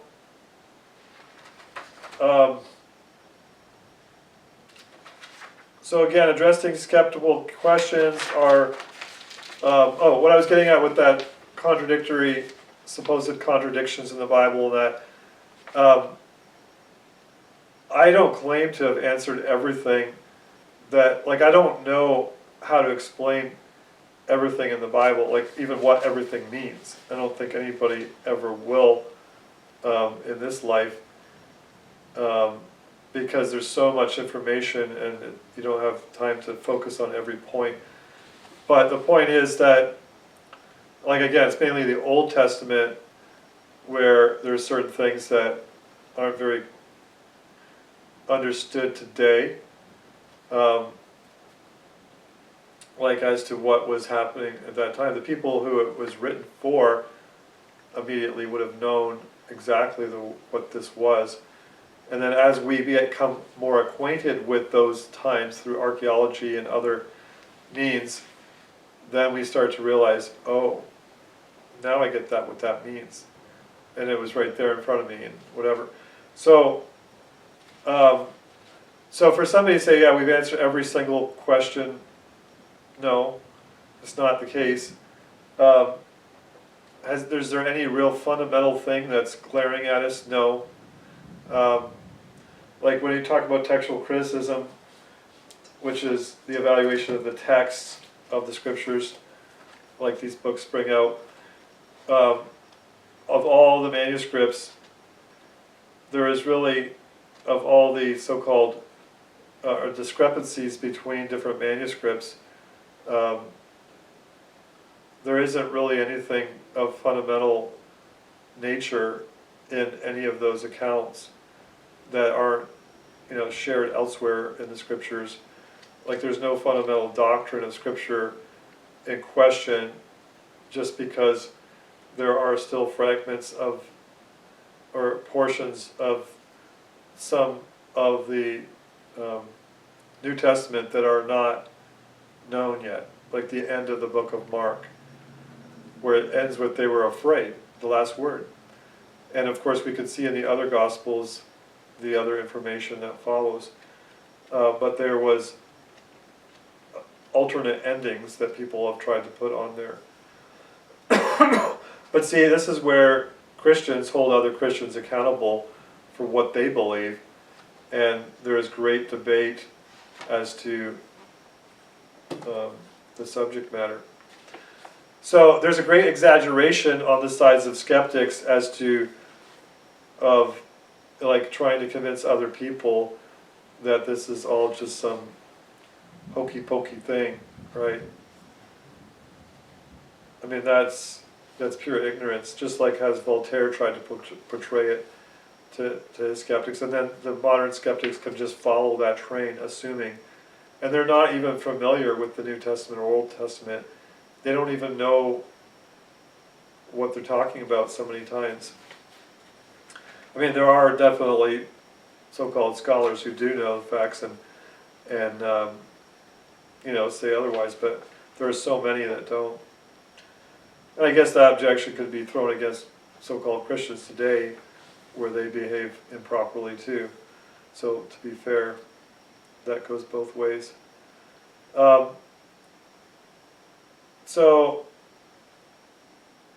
There's objection one: the disciples stole the body, but the hostile testimony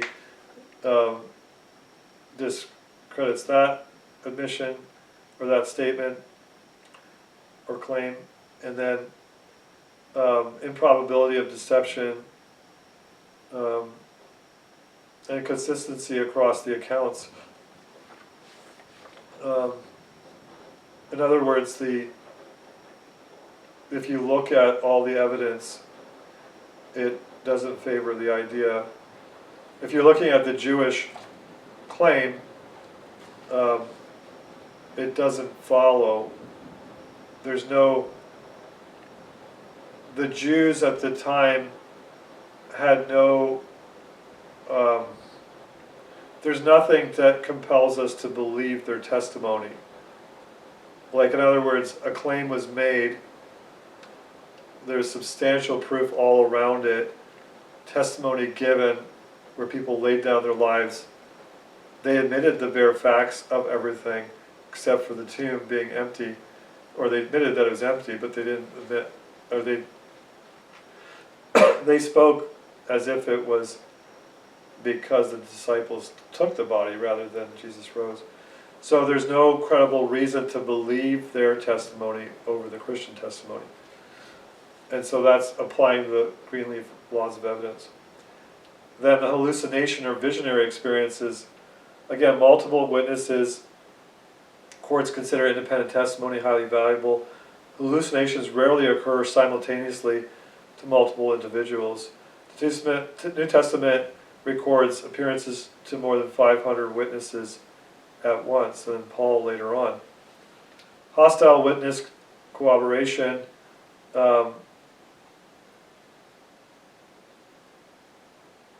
So then also behavioral evidence, as we talked about already.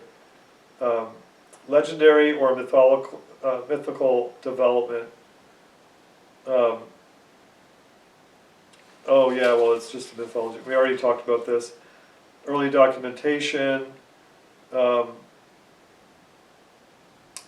of course the hostile witnesses again too. Cultural and political context. In a hostile environment where witnesses risk persecution, fabrication was easily detectable and could have been publicly refuted. So that's another point where there was an argument about Jesus performing miracles or having a mass following before and after the death of Christ. And so that's what people are arguing today. But if the Jews already admitted to that, then you can't argue that.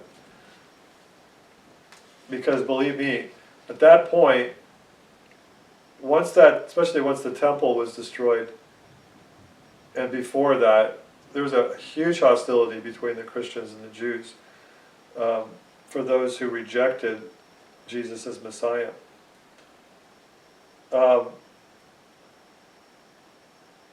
Prophecy in the temple's destruction. They wrote the Gospels after, so therefore there was no real prophecy. But again, the hostile admission, the Jews then did say that he said this would happen, right?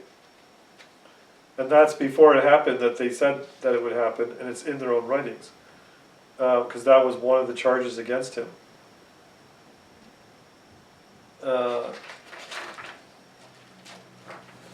So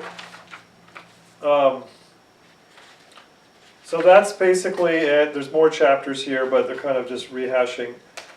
So principles of historical research, consistency of standards, apply the same evidentiary rules to all claims, admit all testimony, the weight of hostile testimony, circumstantial corroboration, independent corroboration, um, application to modern skeptical inquiry, political scandals, scientific claims, journalistic investigation. So that's one of the big points that I want to really stress here, and we'll move into, is that if we're not of this critical, evidentiary foundation, we're going to be victims. Like, after you go through this, hopefully you won't be glued to the TV believing all the hype. And you're going to get back to this, as I said in the last video, you're going to get back to this, right? Where you're not going to believe something, get stuck into this either or mentality, right? You're not going to be picking a side. Is it right or is it not? So, things are happening. And I don't need to commit to either way. If I can't prove it, like even if I'm there at an event, I probably not be able to prove, So, like when a certain event happens in a couple of years again, you won't be able to detect it at all, whether it's real or not. And so we need to look at the first time the event happened, which has a whole bunch of holes in it, and then see if we can come to a conclusion on that. And I'm calling for people to at least suspend judgment, rather, like, that be your aim.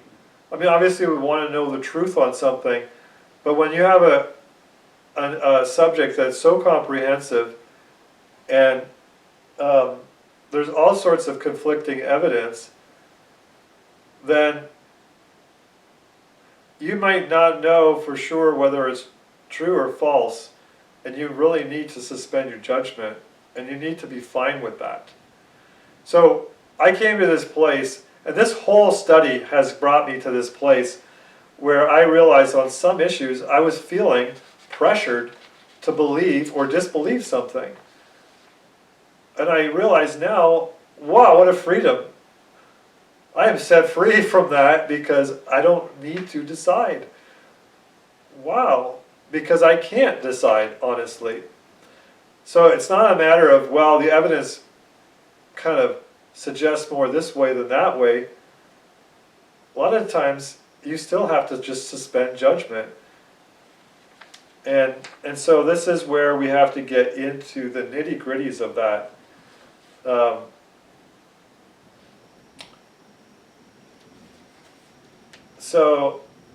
Okay, lessons in legal and ethical thinking. Greenleaf's work also illustrates broader lessons in law, ethics, and rational thought. Integrity of evaluation. Justice requires impartial assessment of evidence. Bias in favor or against a claim undermines reliability. Value of cooperation. Multiple independent and hostile sources create a robust foundation for truth, whether in court or historical investigation. Consequences matter. Actions taken based on belief in a claim, especially when costly, can themselves serve as evidence of sincerity. Culminative reasoning. Truth often emerges not from a single fact, but from a network of supporting evidence, predictions, omissions, and outcomes.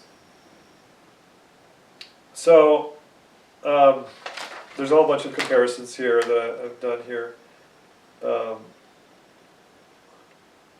So, broader implications. Skeptical rigor is compatible with fairness. Historical inquiry becomes systematic. Intellectual humility is required. Cross-disciplinary relevance.